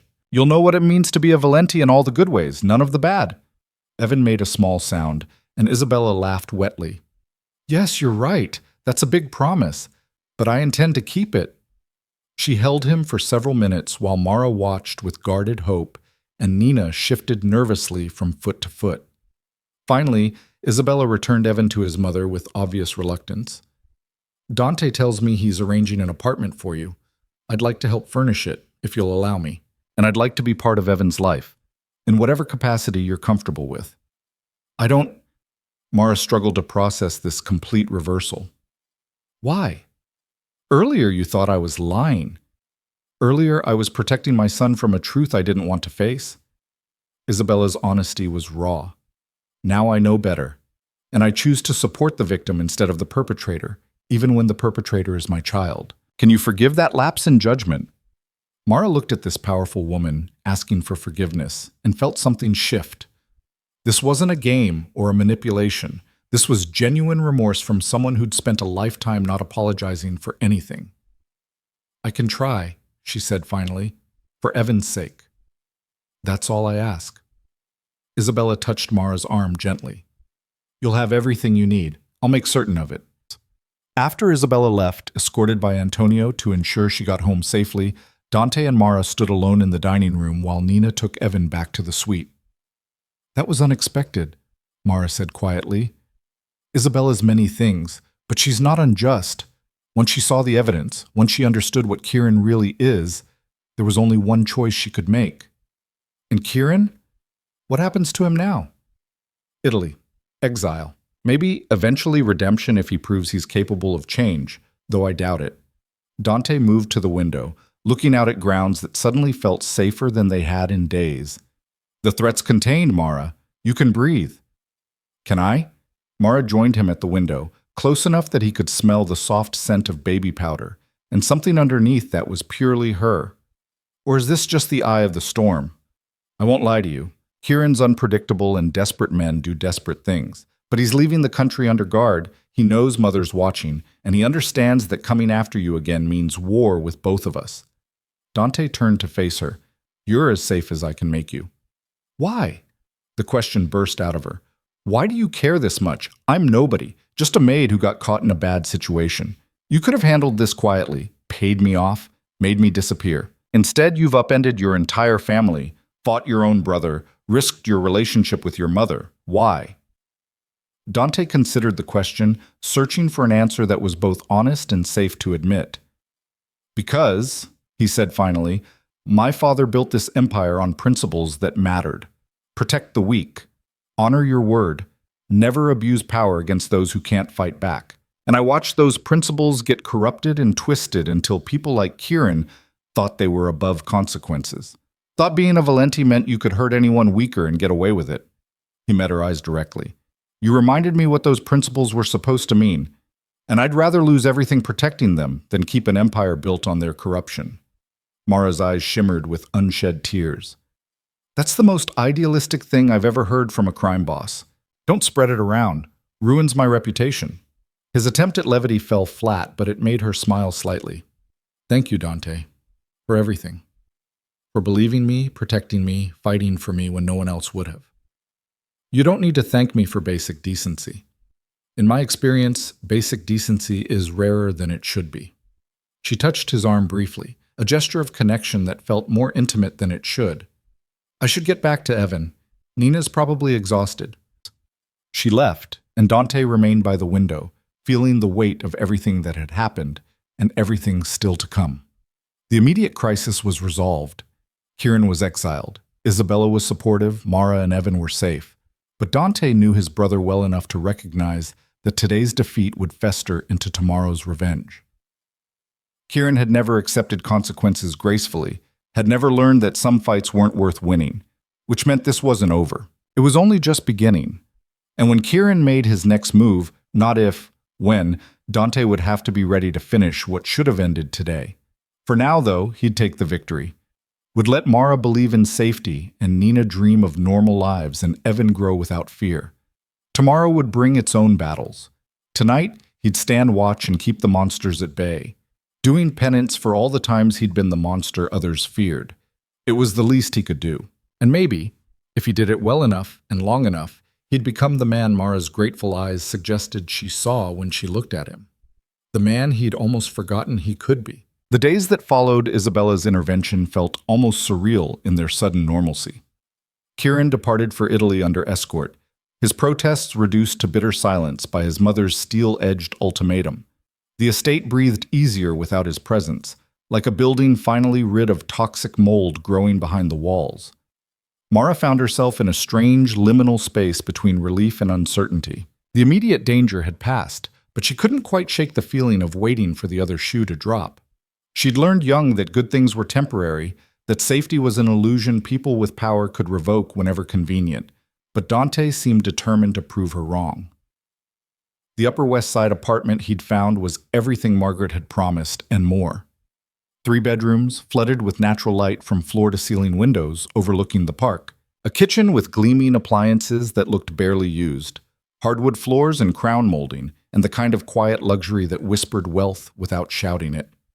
Mara stood in the empty living room with Evan against her shoulder, trying to process that this space was hers. Not rented, not borrowed. Hers, with her name on a deed that Margaret had walked her through signing with patient thoroughness. "What do you think?" Nina's voice echoed in the emptiness. "Is it too much? Because I think it might be too much. Nobody just gives people apartments like this." Dante Valenti does, apparently. Mara moved to the window, looking down at the street where normal people lived normal lives. I keep waiting for the catch, the moment where he explains what he expects in return. Maybe there is no catch. Nina joined her at the window. Maybe he really is just trying to help. Men like Dante don't help without reason. Men like Dante don't usually admit they were wrong about their own brother either. Nina's voice was thoughtful. "I've been reading about him, about the family, everything I can find online. And you know what's weird? For a crime boss, he's got this reputation for keeping his word, for being brutal but fair. People who work for him stay for decades because he takes care of them. Until he doesn't. You're so determined to see the worst in this." Nina turned to face her sister directly. "Mara, I get it. I get being scared to trust after what Kieran did. But Dante's not Kieran. He's proved that over and over. Maybe it's time to accept that some people actually mean it when they offer help." Mara wanted to argue, but Evan chose that moment to fuss, his small face scrunching with the prelude to serious crying. She rocked him automatically, the motion soothing them both. "I'm just scared," she admitted quietly, "of believing this is real and having it all disappear." "Then we'll be scared together." Nina put her arm around Mara's shoulders, careful not to squish the baby between them. "But we'll be scared in our own apartment, with our own space, starting our own lives. That's something, right?" It was something. More than Mara had dared hope for 3 weeks ago, when she'd been sneaking through clinic corridors hoping to steal medicine before anyone noticed. A knock at the apartment door made them both jump.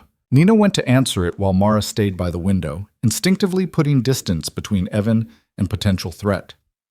But it was only Isabella, accompanied by what looked like an entire furniture store's worth of delivery men. "I hope I'm not intruding," Isabella swept in with the gracious authority of someone who'd never truly intruded anywhere because she was always welcome. "But I took the liberty of arranging some basics, furniture, linens, kitchen supplies. I know you'll want to personalize eventually, but I thought having somewhere to sleep tonight might be useful." Mara stared as men began efficiently carrying in a sofa, chairs, lamps, all in tasteful neutrals that somehow felt both expensive and homey. "This is too much." "It's necessary." Isabella's tone brooked no argument. "You can't live in an empty apartment with a newborn. And before you say you could have managed, I know you could have. But you shouldn't have to. That's what family does. We help each other." Family. The word hung in the air, complicated and weighted with meaning Mara couldn't quite unpack. "I don't know how to do this," she admitted. "How to be family with you, with any of this." Isabella's expression softened. "Neither do I, truthfully. I've spent 30 years being a certain kind of mother, controlling, exacting, more concerned with appearances than feelings. It didn't serve my sons well, but perhaps I can learn to be a better grandmother than I was a parent." She moved closer to Mara, stopping just outside the invisible boundary of personal space. "May I hold him? I promise to give him back." The request was so genuinely tentative that Mara found herself agreeing before conscious thought caught up. She carefully transferred Evan into Isabella's arms and watched the older woman's face transform with the same wonder she'd shown at the estate. "He's perfect," Isabella whispered. "So small and perfect and innocent of all the ugliness that brought him here." "He deserves better than this." Mara's voice cracked. "Better than being born from violence into a world of criminals and consequences." He deserves exactly what you're giving him. A mother who loves him fiercely enough to survive the unsurvivable. Isabella looked up from Evan to meet Mara's eyes. And he has that. Everything else we build together. The furniture delivery took 2 hours, transforming the empty apartment into something livable. Isabella directed the placement with the confident precision of someone who'd furnished dozens of properties, making sure everything served both function and aesthetic. When the last delivery man left, the space looked like it had been professionally staged, beautiful but warm, expensive but inviting.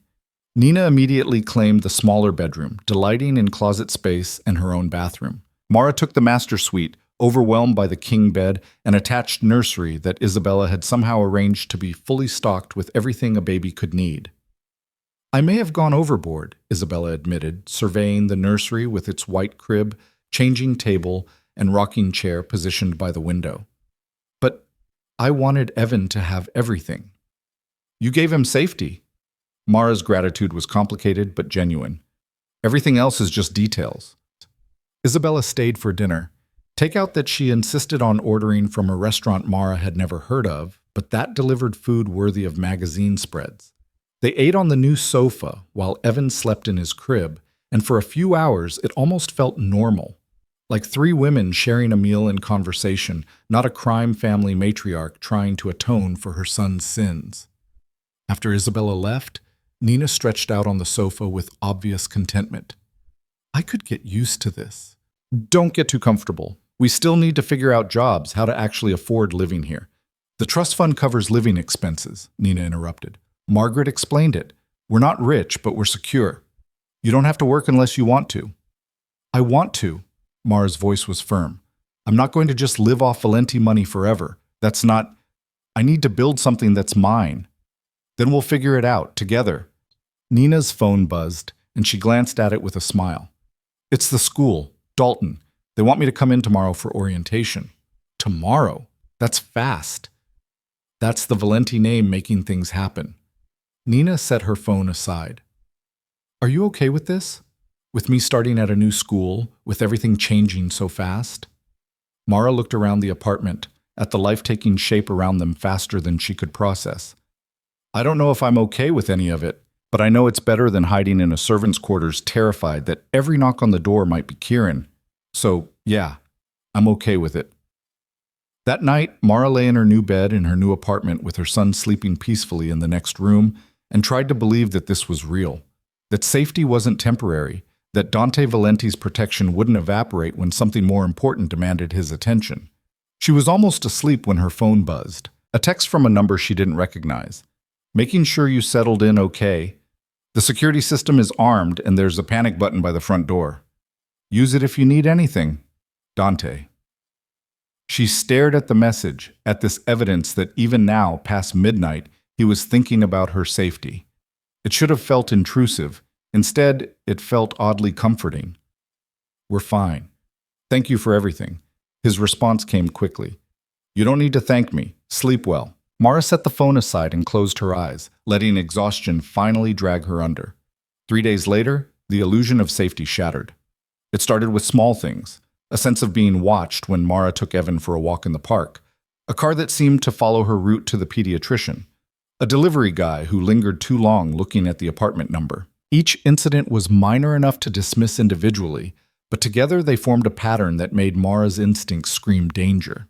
She mentioned it to the security guard Dante had stationed in the building lobby, a quiet professional named Marcus who'd introduced himself her first day and promised to keep the building safe. I've noticed, Marcus admitted. Different people, but coordinated timing. I've already reported it to Mr. Valenti. What did he say? He's handling it, which meant exactly nothing and everything. Mara returned to the apartment feeling like the walls were closing in, like the brief window of peace had been just that, a window, not a door to permanent safety. Nina noticed immediately. What's wrong? I think Kieran's having us watched. From Italy? Nina's skepticism was clear. How would he even... The apartment's new security system chimed, indicating someone at the building entrance requesting access. Mara checked the video feed and felt her blood go cold. A man stood in the lobby, well-dressed and professional-looking, holding a large package. But his eyes had the flat, calculated emptiness of someone doing a job they didn't care about beyond the paycheck. Marcus was already intercepting him, but the man pushed past with casual violence, shoving the guard aside and heading for the elevator. Mara grabbed her phone, hitting the panic button Dante had installed. Then she scooped up Evan from his bassinet and pulled Nina toward the bedroom that had the reinforced door Dante had also insisted on. "What's happening?" Nina's voice pitched high with fear. "Someone's coming, someone who shouldn't be." Mara locked the bedroom door, her heart hammering. "Stay quiet." "Yeet." They huddled in the closet with Evan, Mara's hand over her phone waiting for Dante to call back, Nina clutching a baseball bat they'd found in the apartment storage like it could actually protect them. Footsteps in the hallway. The apartment door rattling as someone tested the lock. Then the sharp crack of wood splintering. Someone was breaking in. Mara's phone lit up. Dante's name. She answered without speaking, and his voice came through tight with controlled fury. "Where are you?" "Master bedroom closet," she whispered. "Armed?" "No." "Security's 3 minutes out. Stay hidden. Stay silent. I'm coming." The call disconnected. Mara held Evan tighter, praying he wouldn't cry, wouldn't give away their position. Nina pressed against her side, the bat raised despite her shaking hands. More sounds from the apartment, furniture being moved, drawers opening and closing. The methodical search of someone looking for something specific. Then footsteps approaching the bedroom. The door handle rattled. Whoever was out there tested the reinforced lock and apparently found it wanting because the crack of a gunshot made both sisters flinch. The lock held, but barely. Another shot. The door splintered. Mara made a decision born of desperation. She thrust Evan into Nina's arms and whispered urgently, "Stay here! Don't come out no matter what you hear." "Mara, no!" But Mara was already moving, slipping out of the closet, and positioning herself between the bedroom door and her family. She had no weapon, no training, nothing but the fierce determination that whoever came through that door would have to go through her first. The door crashed open. The man from the lobby stood framed in the doorway, gun in hand, eyes scanning for targets. When he saw Mara, his expression didn't change, just professional assessment of an obstacle to be removed. "Where's the baby?" Mara lifted her chin, channeling every ounce of the strength that had gotten her through assault and pregnancy and 3 weeks of hiding. "Not here." "Don't make this difficult. Kieran wants to see his son. I'm just supposed to bring the kid. Nobody has to get hurt." "You're not touching him." The man sighed like this was a disappointing but expected complication. He raised the gun, and Mara closed her eyes, praying that Nina would stay hidden, that Evan would be safe, that Dante would arrive in time to save them, even if he couldn't save her. The gunshot never came. Instead, there was a crash from the living room, shouting, and the distinctive sound of violence happening fast and brutal. The man in the bedroom doorway turned toward the noise, distracted for just a second. Mara lunged. She had no idea what she was doing, just acted on instinct and desperation, slamming into him with her full weight. He stumbled backward, surprised by the attack from someone he'd already dismissed as a non-threat. They went down together in the hallway, Mara clawing and fighting with everything she had. He was stronger, trained, recovering from surprise quickly, and flipping their position so he was on top, his hands going to her throat. "Stupid!" His words cut off as someone yanked him bodily off her and threw him into the wall hard enough to crack the drywall. Mara gasped for air and looked up to see Dante standing over her, his expression absolutely murderous. The intruder tried to get up, tried to reach for his gun, but Dante was faster. A brutal kick to the ribs, then hands fisting in the man's collar, slamming him against the wall again. "Who sent you?" Dante's voice was quiet, conversational, and terrifying because of it. The man spat blood. "Go to hell." Wrong answer. What followed was efficient and brutal. Dante extracting information through methods Mara couldn't quite see from her position on the floor, but could definitely hear. Within 2 minutes, the intruder was talking, words spilling out between gasps of pain. Kieran had hired him, had arranged the whole thing from Italy, using contacts and money to orchestrate a kidnapping that would prove Dante's protection was meaningless. The plan was to take Evan, hold him until Mara agreed to recant her accusations and drop the restraining order. "Where is he?" Dante's question was blade sharp. "Who?" "Kieran." "Where in Italy?" "I don't know, man. I just got my orders through." The man's confession was interrupted by Antonio appearing in the doorway with 2 additional security personnel. They took custody of the intruder, hauling him away while Dante turned his full attention to Mara. She was still on the floor, shaking with adrenaline and shock. Dante crouched beside her, hands gentle despite the violence they'd just inflicted. "Are you hurt?" Mara shook her head, then burst into tears she'd been holding back through sheer willpower. Dante pulled her against his chest, one hand cradling her head while she sobbed into his shirt. "I've got you. You're safe. I've got you." Nina emerged from the bedroom with Evan, both of them pale but unharmed. She took in the scene, the destroyed door, the blood on the wall, Mara crying in Dante's arms, and made a small broken sound. "Is it over?" "Not even close." Dante's voice over Mara's head was granite. "But this apartment's compromised. We're going back to the estate until I can neutralize the threat permanently." "You said we were safe here." Nina's accusation was sharp with betrayal. "I was wrong. I underestimated how far Kieran would go." Dante helped Mara to her feet, keeping one arm around her waist when she swayed. "Pack what you need for a few days. We're leaving in 10 minutes. The drive back to the estate happened in tense silence. Mara sat in the back with Evan, Nina beside her, while Dante drove with the focused intensity of someone planning violence. Antonio followed in a second car with additional security, a motorcade of protection that felt both reassuring and insufficient.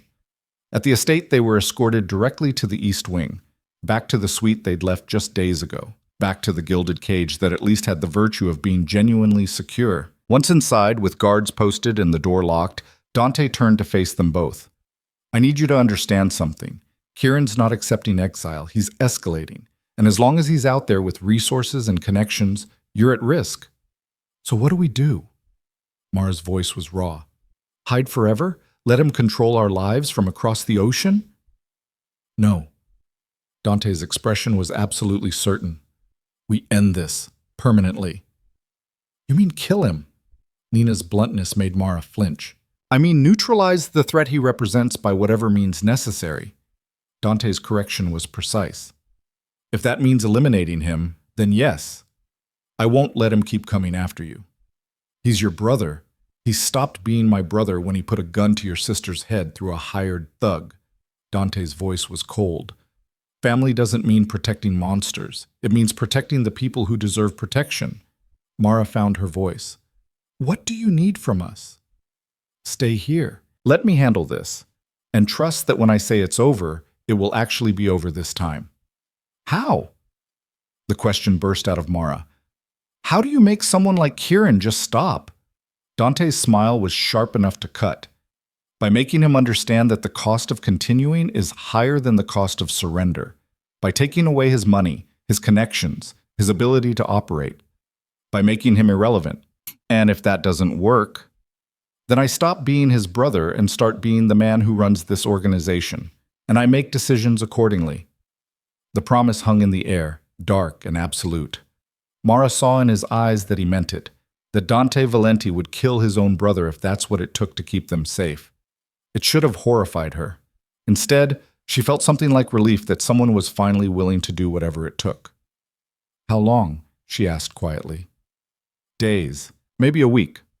Dante moved toward the door. "I have calls to make, people to mobilize. Kieran made a mistake coming after you this directly. It gives me justification to act without looking like I'm settling a personal grudge." "Dante," Mara stopped him with his name. "Thank you for coming when I needed you." His expression softened fractionally. "Always. No matter what, Mara. When you're in danger, I come. That's not negotiable." After he left, Nina helped Mara settle Evan for sleep, both of them moving through the routine with mechanical efficiency while their minds processed everything that had happened. "We almost died today," Nina said finally, staring at the wall. "But we didn't. Dante got there in time. What if he hadn't? What if next time? There won't be a next time." Mara's voice was firm with certainty she didn't quite feel. "Dante's going to handle this. He promised." "And you believe him?" Mara thought about Dante's hands gentle on her face while checking for injuries, about the controlled fury in his voice when he'd realized how close they'd come to being taken, about the absolute certainty in his promise that this would end. "Yes," she said finally. I believe him. In his study, Dante was already 3 calls deep into orchestrating Kieran's downfall. Antonio sat across from him, taking notes and making suggestions with the practiced efficiency of someone who'd helped execute countless operations. Freeze his accounts, Dante ordered into the phone. All of them. Personal, business, the trust fund father left him. I want him broke by morning. The banker on the other end protested about procedures and authority, but Dante cut through it with cold precision. I have mother's authorization. Check your email. The documentation's already there. Make it happen. Next call was to their contacts in Italian law enforcement. The villa in Tuscany. I need surveillance. 24-hour monitoring. I want to know everyone who comes and goes, every phone call he makes, every move he takes. Third call was to their most reliable fixer. Kieran hired someone to kidnap my ward. The attempt failed, but I need the connection traced back publicly. I want every organization he's ever worked with to know he broke the code about targeting family. Make him untouchable. By the time the sun rose, Kieran would be financially ruined, socially isolated, and under constant surveillance. Not dead, but neutered. Unable to operate, unable to hire muscle, unable to do anything but sit in that Italian villa and contemplate exactly how thoroughly he'd destroyed himself. And if he still tries something? Antonio asked when the calls were finished. Dante's expression was answer enough. Then I stop pulling punches and finish this the way father would have, decisively and permanently. Isabella won't forgive you if you kill him. Isabella will understand that some choices are binary, Kieran or Mara, the monster or the victim. Dante stood, moving to the window where dawn was just beginning to lighten the sky. I know which side I'm on. You care about her. Antonio's observation wasn't a question. I care about justice, about honor, about proving that this family still stands for something beyond violence and greed. Sure, keep telling yourself that. Antonio's smile was knowing. But we both know it's more than principles driving this. You've been different since she showed up, more human. Careful, Antonio. You're starting to sound sentimental. Someone has to, since you won't admit it. Antonio gathered his notes and stood. I'll start implementing the financial freeze. By noon, Kieran will be begging mother for grocery money. Alone in his study, Dante allowed himself a moment of honest reflection. Antonio was right. This had become personal in ways that transcended duty or honor. Somewhere between finding Mara in that clinic corridor and pulling a gunman off her in the apartment, she'd stopped being just a responsibility and become something more. Someone he cared about protecting not because it was right, but because the thought of her being hurt made something in his chest constrict painfully. It was dangerous. Caring made you vulnerable, gave enemies leverage, created weaknesses that could be exploited. But Dante found he didn't care about the danger, not when the alternative was letting Mara face the world alone. He pulled up the security feed from the East Wing, watched her rock Evan while Nina slept on the sofa. She looked exhausted, traumatized but unbroken, still fighting, still protecting her son with that fierce determination that had first caught his attention. I'll keep you safe, he whispered to the screen, knowing she couldn't hear him. Whatever it costs, whatever I have to do. You'll be safe. It was a promise to her, to himself, and to the ghost of his father who'd taught him that power without honor was just tyranny, dressed up. And Dante Valenti might be many things, criminal, killer, king of an empire built on blood, but he was not a tyrant. He was a man trying to do right in a world that rarely rewarded it, and for Mara Hayes and her son, he'd burn that world down if necessary. Starting with his brother. Kieran's world collapsed in less than 24 hours, and he felt every second of it. The first sign was his credit card being declined at a cafe in Florence, a minor embarrassment he'd dismissed as a banking error. But then his other cards failed, his wire transfers bounced, and when he finally got through to his banker in New York, the man's voice held uncomfortable formality. I'm sorry, Mr. Valenti, but your accounts have been frozen by order of the primary account holder. You'll need to speak with your family about reinstatement. The primary account holder? You mean Dante? I'm not at liberty to discuss the specifics. I suggest you contact your brother directly. The call disconnected, leaving Kieran staring at his phone with dawning horror. Dante had actually done it, had cut him off completely, left him stranded in Italy with nothing but the clothes in his suitcase and the rapidly diminishing cash in his wallet. He tried calling his mother, The phone rang through to voicemail, Isabella's recorded voice professionally pleasant and utterly unhelpful. He tried again and again. On the fourth attempt, she finally answered. Mother, thank God. Dante's frozen my accounts. I can't access anything. I know, I authorized it. Isabella's voice was cold. Consider it an incentive to reflect on your choices. You authorized. Kieran's voice climbed with panic. I have no money, no way to pay rent, nothing. Then perhaps you'll understand a fraction of what Mara felt when you left her with a pregnancy and no resources. Isabella's tone could have cut glass. The villa is paid for through the year. You have shelter. Everything else you'll have to earn back through genuine change. This is insane. You can't just... I can and I have. When you're ready to admit what you did and show actual remorse, we can discuss limited reinstatement. Until then, learn to live with consequences. She disconnected and Kieran threw his phone across the room hard enough to shatter it against the villa's stone wall. But financial isolation was only the beginning. By that evening, word had spread through the networks Kieran had relied on for hired muscle and favors. The kidnapping attempt had been traced back to him publicly, and in their world, targeting a child under another family's protection was unforgivable. Men who'd done business with him for years stopped answering his calls. Associates he'd considered friends suddenly had urgent reasons to be anywhere he wasn't. Kieran Valenti had become untouchable in the worst possible way. Radioactive, his name carrying consequences that made even hardened criminals think twice about association. In the Tuscany villa that was now both sanctuary and prison, he paced the empty rooms and plotted revenge he had no resources to execute. Every plan ran into the same wall. No money, no allies, no way to strike back at Dante without destroying himself further. He was alone. Truly, completely alone. And for a man who'd spent his entire life trading on the Valenti name and the power it represented, the isolation was its own kind of death. Back in New York, Mara watched the sun rise over the estate grounds and tried to convince herself that this time, the danger was really over. 3 days had passed since the kidnapping attempt. 3 days of Dante's quiet assurance that Kieran was neutralized, that the threat had been contained. But she'd believed in safety before, and it had nearly gotten her killed. Nina found her in the sitting room, staring out at gardens gilded by early morning light. You didn't sleep. Couldn't. Mara glanced at her sister, taking in the dark circles that suggested Nina's night had been equally restless. Every time I close my eyes, I see that man with the gun. Hear Evan crying while we're hiding in the closet. Wonder what would have happened if Dante had been 5 minutes later. But he wasn't. He got there in time. This time, Mara's voice was flat. What about next time? What happens when Kieran finds another way, hires better people, tries again? Dante says it's over. Dante said the apartment was safe too. The accusation hung between them, sharp and undeniable. Nina moved to sit beside her sister, taking her hand with gentle pressure. You're right. He was wrong about the apartment. But Mara, he's done everything possible to make sure Kieran can't try again. Frozen his money, isolated him socially, has him under constant surveillance. What else can he do? Kill him. Mara said it baldly, the thought she'd been avoiding for days. That's what everyone's dancing around, right?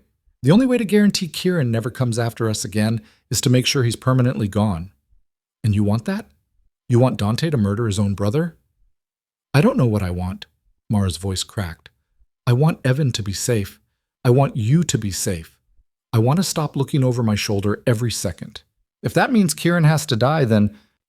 She trailed off, unable to finish the sentence, horrified by how easily she could contemplate someone's death when it meant protecting her son.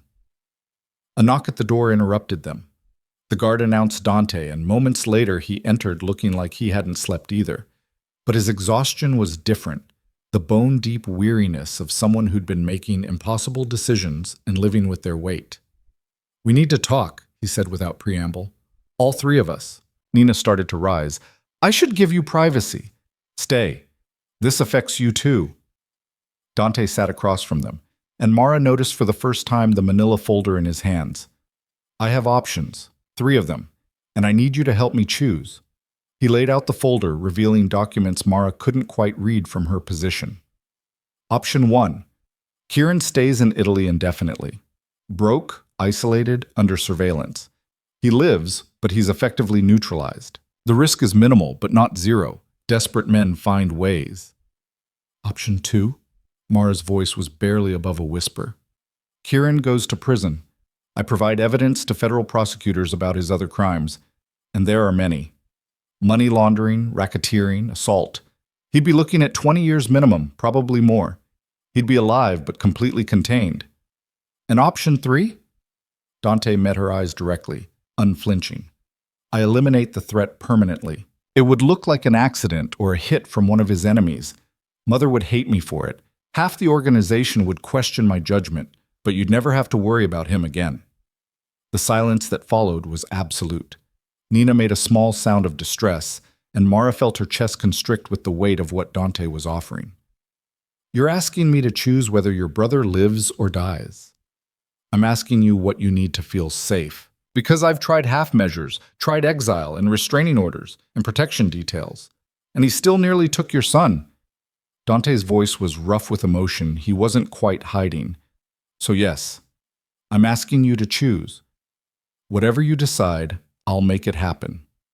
Mara looked down at Evan, sleeping peacefully in her arms, blissfully unaware of the conversation determining his future. She thought about the girl she'd been 6 months ago. Invisible, powerless. Someone things happened to rather than someone who made things happen. She thought about the woman she'd become, a mother, a survivor, someone who'd delivered a premature baby alone and kept him alive through sheer will. That woman deserved to make this choice. Prison, she said finally. Option 2. He lives, but he's locked away where he can't hurt anyone, where he has to face what he did every day for the next 20 years. Dante nodded slowly. You're sure? Because once I trigger the prosecution, there's no taking it back. I'm sure. I don't want him dead. I just want him gone. Mara's voice strengthened with certainty. And I want him to understand that actions have consequences, that you can't just hurt people and walk away. Then that's what we'll do. Dante stood, the decision made, the weight of it settling visibly on his shoulders. I'll make the calls. By the end of the week, federal agents will have everything they need to build a case. Kieran will be extradited, tried, and convicted. Will Isabella forgive you? Nina's question was soft. Eventually, maybe. Dante's smile was sad. But some things matter more than forgiveness. Keeping you safe is one of them. He left to set the machinery of justice in motion, and Mara sat with the choice she'd made, trying to decide if she felt guilty or relieved or some complicated tangle of both. You did the right thing, Nina said quietly. Did I? Or did I just trade one kind of violence for another? You chose life. Kieran's life, even though he tried to take Evan's. That's mercy, Mara, more than he deserves. Maybe. Mara held Evan closer and tried to believe that this time, finally, the nightmare was truly ending. The federal case came together with shocking speed, greased by Dante's connections and the mountain of evidence he'd been quietly compiling for years. Kieran had been sloppy, arrogant, convinced his family name would protect him from consequences. The prosecutors called it a target-rich environment. So many crimes, so much documentation, they could probably get multiple convictions. Within a week, agents arrived in Tuscany with extradition papers. Kieran was arrested, read his rights, and transported back to New York in handcuffs. The media had a field day with it. Crime family Scion faces federal charges. Valenti empire crumbles from within. Headlines that made Isabella wince and Dante's jaw tighten, but didn't change the fundamental truth. Kieran was finished. The arraignment was closed to the public, but Dante attended, watching from the gallery as his brother was paraded in orange jumpsuit and chains. Kieran looked diminished, all the charm and arrogance stripped away to reveal the scared, small man underneath. When their eyes met across the courtroom, Kieran's expression cycled through hatred, betrayal, and finally something that might have been understanding. He'd lost. Completely and irrevocably. And the brother he'd underestimated had been the instrument of his destruction. The judge denied bail, flight risk, danger to witnesses, and remanded Kieran to federal custody pending trial. 23 counts, enough to ensure he'd spend most of his remaining life behind bars if even half of them stuck. Dante left the courthouse and went directly to the estate, to the East Wing, to Mara. She was in the nursery, changing Evan's diaper with the practiced efficiency of a mother who'd learned on the fly. She looked up when Dante entered, and the question in her eyes needed no words. It's done. He's in custody. The prosecution says they have enough for a conviction even without a trial, but Kieran's lawyer is delusional enough to think they can fight it. How long? If he takes a plea deal, 15 years minimum. If he goes to trial and loses? Life, probably. Dante moved closer, watching as Mara finished with Evan and lifted him to her shoulder. You can breathe now. He can't touch you from prison. Mara's laugh was watery. I don't remember how to breathe without fear. It's been so long. Then we'll relearn together. Dante reached out, hesitated, then gently touched Evan's dark hair. Both of you, all three of you, whatever it takes. Why? The question burst out of Mara like she'd been holding it back for weeks. Why do you care this much? I'm nobody, Dante. Just a girl who got caught in your family's mess. You've done more than anyone could expect, more than I can ever repay. So why do you keep showing up? Dante was silent for a long moment, clearly weighing his answer. When he spoke, his voice was raw with honesty. Because when I look at you, I see everything I'm supposed to protect but so rarely do. Innocence, strength, love that asks for nothing but gives everything. He met her eyes directly. You remind me that power should mean something beyond what it can destroy. And He stopped, regrouped. I care what happens to you, to Evan, to Nina. Not because it's strategic or honorable, but because you matter to me. The admission hung in the air between them, fragile and momentous. Mara felt tears prickling her eyes, overwhelmed by everything the words implied. I don't know how to do this, she whispered. How to trust this. How to believe that someone like you could actually care about someone like me. Then let me show you. Dante's voice was gentle. No pressure, no expectations, just let me keep showing up until you believe it. Before Mara could respond, Evan chose that moment to spit up spectacularly all over Dante's expensive shirt. The tension shattered into laughter as Dante looked down at the mess with comical dismay. I think that's his opinion on emotional declarations, Mara managed through giggles. Kid's got timing. Dante accepted the burp cloth Mara handed him and tried ineffectually to clean himself. This is designer, you know. Then you should probably not hold babies while wearing designer clothes. Mara took Evan back, still smiling. Lesson 1 of parenting. I'll keep that in mind. Dante discarded the ruined shirt, revealing the t-shirt underneath, and suddenly looked younger, less like a crime boss and more like just a man. Can I stay? Help with whatever comes next? Mara glanced at Nina, who'd appeared in the doorway looking curious and amused. Her sister gave a small nod of encouragement. Yeah, Mara said softly. You can stay. The days that followed developed a rhythm that felt almost normal. Dante began visiting the East Wing regularly, not as a protector checking on his wards, but as someone genuinely invested in their daily lives. He learned to hold Evan properly, discovered he was terrible at changing diapers, but excellent at the 2 a.m. pacing that soothed the baby back to sleep. He helped Nina with college applications, using his connections shamelessly to ensure she had options. And slowly, carefully, he courted Mara, not with grand gestures or expensive gifts, but with presence. With showing up when he said he would. With remembering that she took her coffee with too much sugar and that she got anxious when Evan slept too quietly. With being there, consistently and genuinely, until the fear in her eyes gradually eased into something softer. Isabella, to her credit, accepted the situation with grace. She visited regularly, bringing gifts for Evan and slowly building a relationship with Mara based on mutual respect rather than obligation. The two women would never be friends, too much history, too much pain, but they found a workable peace centered on love for the baby between them. You're good for him, Isabella told Mara one afternoon, watching through the window as Dante played with Evan in the garden. I've never seen my son this human, this open. I'm not trying to change him. I know. That's why it's working. Isabella's smile was sad. Dante spent so many years building walls, becoming the man he thought he needed to be to run this empire. But with you, he's just Dante, a man who rocks babies and makes bad jokes and cares about more than power. What if it doesn't last? Mara voiced her deepest fear. What if this is just novelty?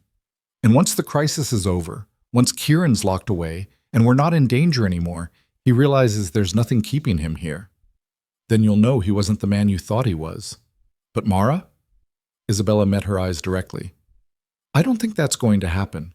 I think my son has finally found something worth fighting for that isn't territory or respect, and he's not going to let it go. Well, 6 weeks after Kieran's arrest, the apartment was finally declared safe.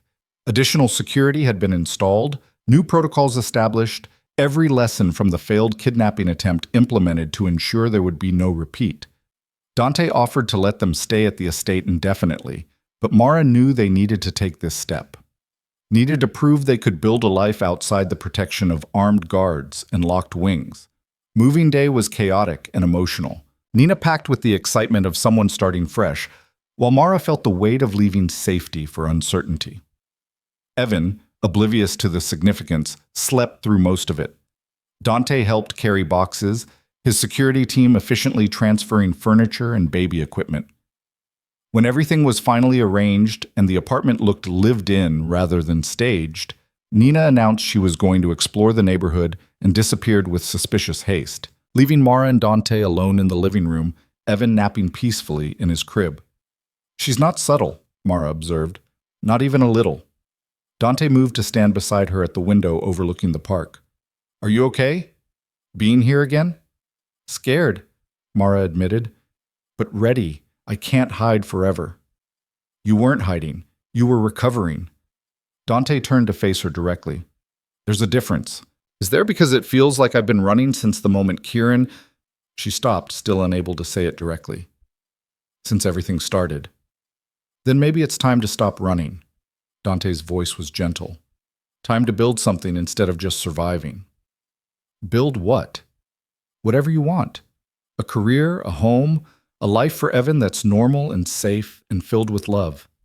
He hesitated, then added quietly, and maybe, if you're willing, build something with me. Mara's breath caught. Dante, I'm not asking for promises or commitments. I know it's too soon, that you need time to heal and figure out who you are outside of survival mode. He took her hand carefully, like she was something precious that might break. I'm just asking for the chance to be part of that. To see where this goes when we're not in crisis mode. Mara looked down at their joined hands, at this man who'd upended his entire life to protect her, who'd destroyed his own brother rather than let harm come to her son. She thought about trust and trauma and the terrifying vulnerability of letting someone in after being hurt so badly. I'm broken, she said finally. I have nightmares. I panic when men touch me unexpectedly. I don't know how to be in a relationship that isn't based on fear and survival. Then we figure it out together, slowly, at whatever pace you need. Dante's thumb traced gentle circles on her palm. I'm not going anywhere, Mara. Whether you want me as a friend, as something more, or just as someone who makes sure Evan has everything he needs, I'm here. That's not changing. Mara felt tears spilling over, overwhelmed by the simple certainty in his voice. I don't know how to trust this. That's okay. Trust isn't instant. It's built. One day at a time, one kept promise at a time, until eventually you believe it. He raised her hand to his lips, the gesture old-fashioned and sweet. Let me earn it. That's all I'm asking. And if I can't? If the damage is too deep and I never, then we adjust. Find what works. I'm not in this for a specific outcome, Mara. I'm in it because being around you and Evan makes me want to be better than I am. Makes me remember there's more to life than empire and violence. His voice dropped to something raw and vulnerable. You make me want to be the man my father hoped I'd become. That's worth everything. Mara stepped closer, closing the distance between them, and rested her forehead against his chest. Dante's arms came around her carefully, holding her like she was precious, like she mattered more than all the kingdoms he'd built. Okay, she whispered. We try, slowly, with no pressure and no promises beyond showing up. That's all I need. Dante pressed a kiss to her hair, the gesture tender and chaste. Thank you for trusting me enough to try. They stood like that for a long moment, two damaged people finding unexpected solace in each other's arms, while in the next room Evan slept peacefully, a symbol of trauma transformed into something worth protecting, worth cherishing, worth building a life around. 3 months later, Kieran accepted a plea deal. 15 years in federal prison with possibility of parole after 12. He'd lost everything: money, freedom, family, the Valenti name that had once opened every door. Mara attended the sentencing, needing to see it finalized, to watch the man who'd hurt her accept consequences. Kieran didn't look at her during the proceedings, kept his eyes down like he couldn't bear to face what he'd done. But as the judge read the sentence and the bailiffs led him away, he glanced back once. Their eyes met across the courtroom, and Mara saw not the charming monster who'd assaulted her, but a broken man finally understanding the cost of his choices. She felt no satisfaction, no triumph, just a deep, quiet relief that it was over. Outside the courthouse, Dante waited with Evan in a carrier strapped to his chest, a sight that still made Mara's heart clench. The infamous crime boss had become unexpectedly devoted to the baby, spending hours rocking him, reading to him, treating him with gentle reverence. "How do you feel?" Dante asked as she approached. "Free." The word tasted strange and wonderful. "For the first time in almost a year, I actually feel free." "Then let's go home." Dante offered his free hand, and Mara took it without hesitation. They walked through the city together, a strange little family bound by trauma and choice rather than blood. Nina met them at a cafe near the apartment, her face bright with news about early acceptance to Columbia. Isabella joined them for dinner, bringing gifts for Evan and warm conversation that felt almost natural. It wasn't perfect. Mara still had nightmares, still flinched at unexpected touch, still sometimes looked at Dante and saw the violence he was capable of, rather than the gentleness he offered. But they worked through it, day by day, moment by moment, building trust the way you'd build anything worth having, carefully, with intention, with patience. 6 months after the sentencing, Dante asked Mara to marry him, not with a grand gesture or public declaration, but quietly in the nursery while she rocked Evan to sleep. "I know it's fast. I know you might not be ready, but I want you to know where I stand." He knelt beside the rocking chair, looking up at her with vulnerable honesty. "I want to be Evan's father, want to give him my name, my protection, everything I have, and I want to be your husband, not because of duty or obligation, but because I love you, both of you. And I want to build a life that's ours." Mara looked down at this powerful, dangerous man kneeling at her feet, asking permission to be part of her life, and felt something inside her finally, fully heal. "Ask me again in a year," she said softly, "when we've had time without crisis, without fear, when we know this is real and not just trauma bonding." "A year," Dante agreed without hesitation. "And then?" "And then I'll probably say yes." Mara's smile was tentative but genuine. "Because I love you too, even though it terrifies me, even though I don't always trust it. I love who you are with us, and I want to see where that goes." Dante stood, leaned in, and kissed her forehead with reverent gentleness. "A year. I can wait a year." A year later, in the rose garden where the nightmare had once begun, Mara said yes. It was a small ceremony, just family and close friends, held on the estate grounds with Evan as ring bearer at 18 months old. Nina served as maid of honor, beaming with the satisfaction of someone who'd called this ending from the beginning. Isabella cried elegant tears and welcomed Mara into the family with genuine warmth. And Dante, standing at the altar watching Mara walk toward him carrying their son, felt something he'd thought lost forever. Hope that the empire he'd built on violence could transform into something better, something worth passing to the next generation. Not a kingdom built on fear, but a family built on choice. "You look beautiful," he whispered when she reached him. "You look terrified," she whispered back, smiling. Completely terrified, but in a good way. They spoke their vows under the roses, promising loyalty and love, protection, and partnership. When the officiant declared them married, Evan clapped his chubby hands together and shouted, "Dada!" a word he'd been practicing for weeks. Dante swept both his wife and son into his arms, and for the first time in his adult life, felt completely at peace.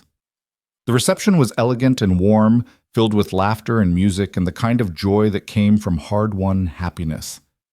As the sun set over the estate, painting everything in shades of gold and amber, Dante found Mara on the terrace overlooking the gardens. She'd changed Evan into pajamas, the toddler drowsy against her shoulder while she swayed to music drifting from the ballroom. "Dance with us?" she asked when Dante approached. He gathered them both into his arms, and they moved slowly to the distant music. A family, complete and whole, built from the ashes of trauma into something beautiful. "I never thought this was possible," Mara admitted softly. "Never imagined I could have this. Safety and love and a future that doesn't terrify me. You fought for it. Survived when you had every reason to give up. Built this life with your bare hands and sheer will." Dante pressed a kiss to her temple. "I'm just grateful you let me be part of it." "Where else would you be?" "Running an empire, probably. Making ruthless decisions and forgetting that any of this matters." He looked down at Evan, now fully asleep between them. "You gave me something worth protecting beyond territory and respect. Gave me a reason to be better than I was." "We saved each other then." Mara's voice was soft. "Because I don't know where I'd be without you showing up that night in the clinic. Probably still hiding, still terrified, still convinced I had to do everything alone. You're not alone anymore, never will be again." "Promise?" "Promise." Dante sealed it with a kiss, gentle and sure. "Whatever comes, we face it together, all three of us." Evan stirred, made a sleepy sound of protest at being squished between his parents, and they laughed. "We should probably put him to bed before he stages a rebellion," Mara said. "Probably, though I'm enjoying this too much to move." 5 more minutes, Mara negotiated. "Then we become responsible parents and actually sleep in our own bed on our wedding night." 5 more minutes, Dante agreed, and then a lifetime of 5 more minutes after that. They stood together on the terrace as night fell completely, the estate settling into quiet around them. Inside, guests celebrated and music played and life continued. But here, in this moment, the world was just the three of them. A mother who'd survived, a father who'd learned to protect rather than destroy, and a child who represented hope for better tomorrows. It wasn't the life Mara had imagined when she'd taken a job as a maid at the Valenti estate. Wasn't the redemption Dante had thought possible when he'd built his empire on violence and fear. But it was theirs, hard-won and precious, built on honesty and choice rather than obligation and fear. And in the rose garden where nightmares had once bloomed, a new beginning took root, planted in trauma but growing toward light, nurtured by love that had learned to trust again. Evan would grow up knowing his father was Dante Valenti, but also knowing he was wanted and cherished and protected. Nina would graduate Columbia and build her own life, always welcome but no longer needed as Mara's only anchor. Isabella would dote on her grandson and find peace in supporting rather than controlling. And Mara and Dante would build something neither had dreamed possible, a partnership of equals, forged in fire and tempered by choice, proving that even the darkest stories could find light if you fought hard enough for it. The nightmare was over. The healing had begun, and in its place, finally and truly, was home.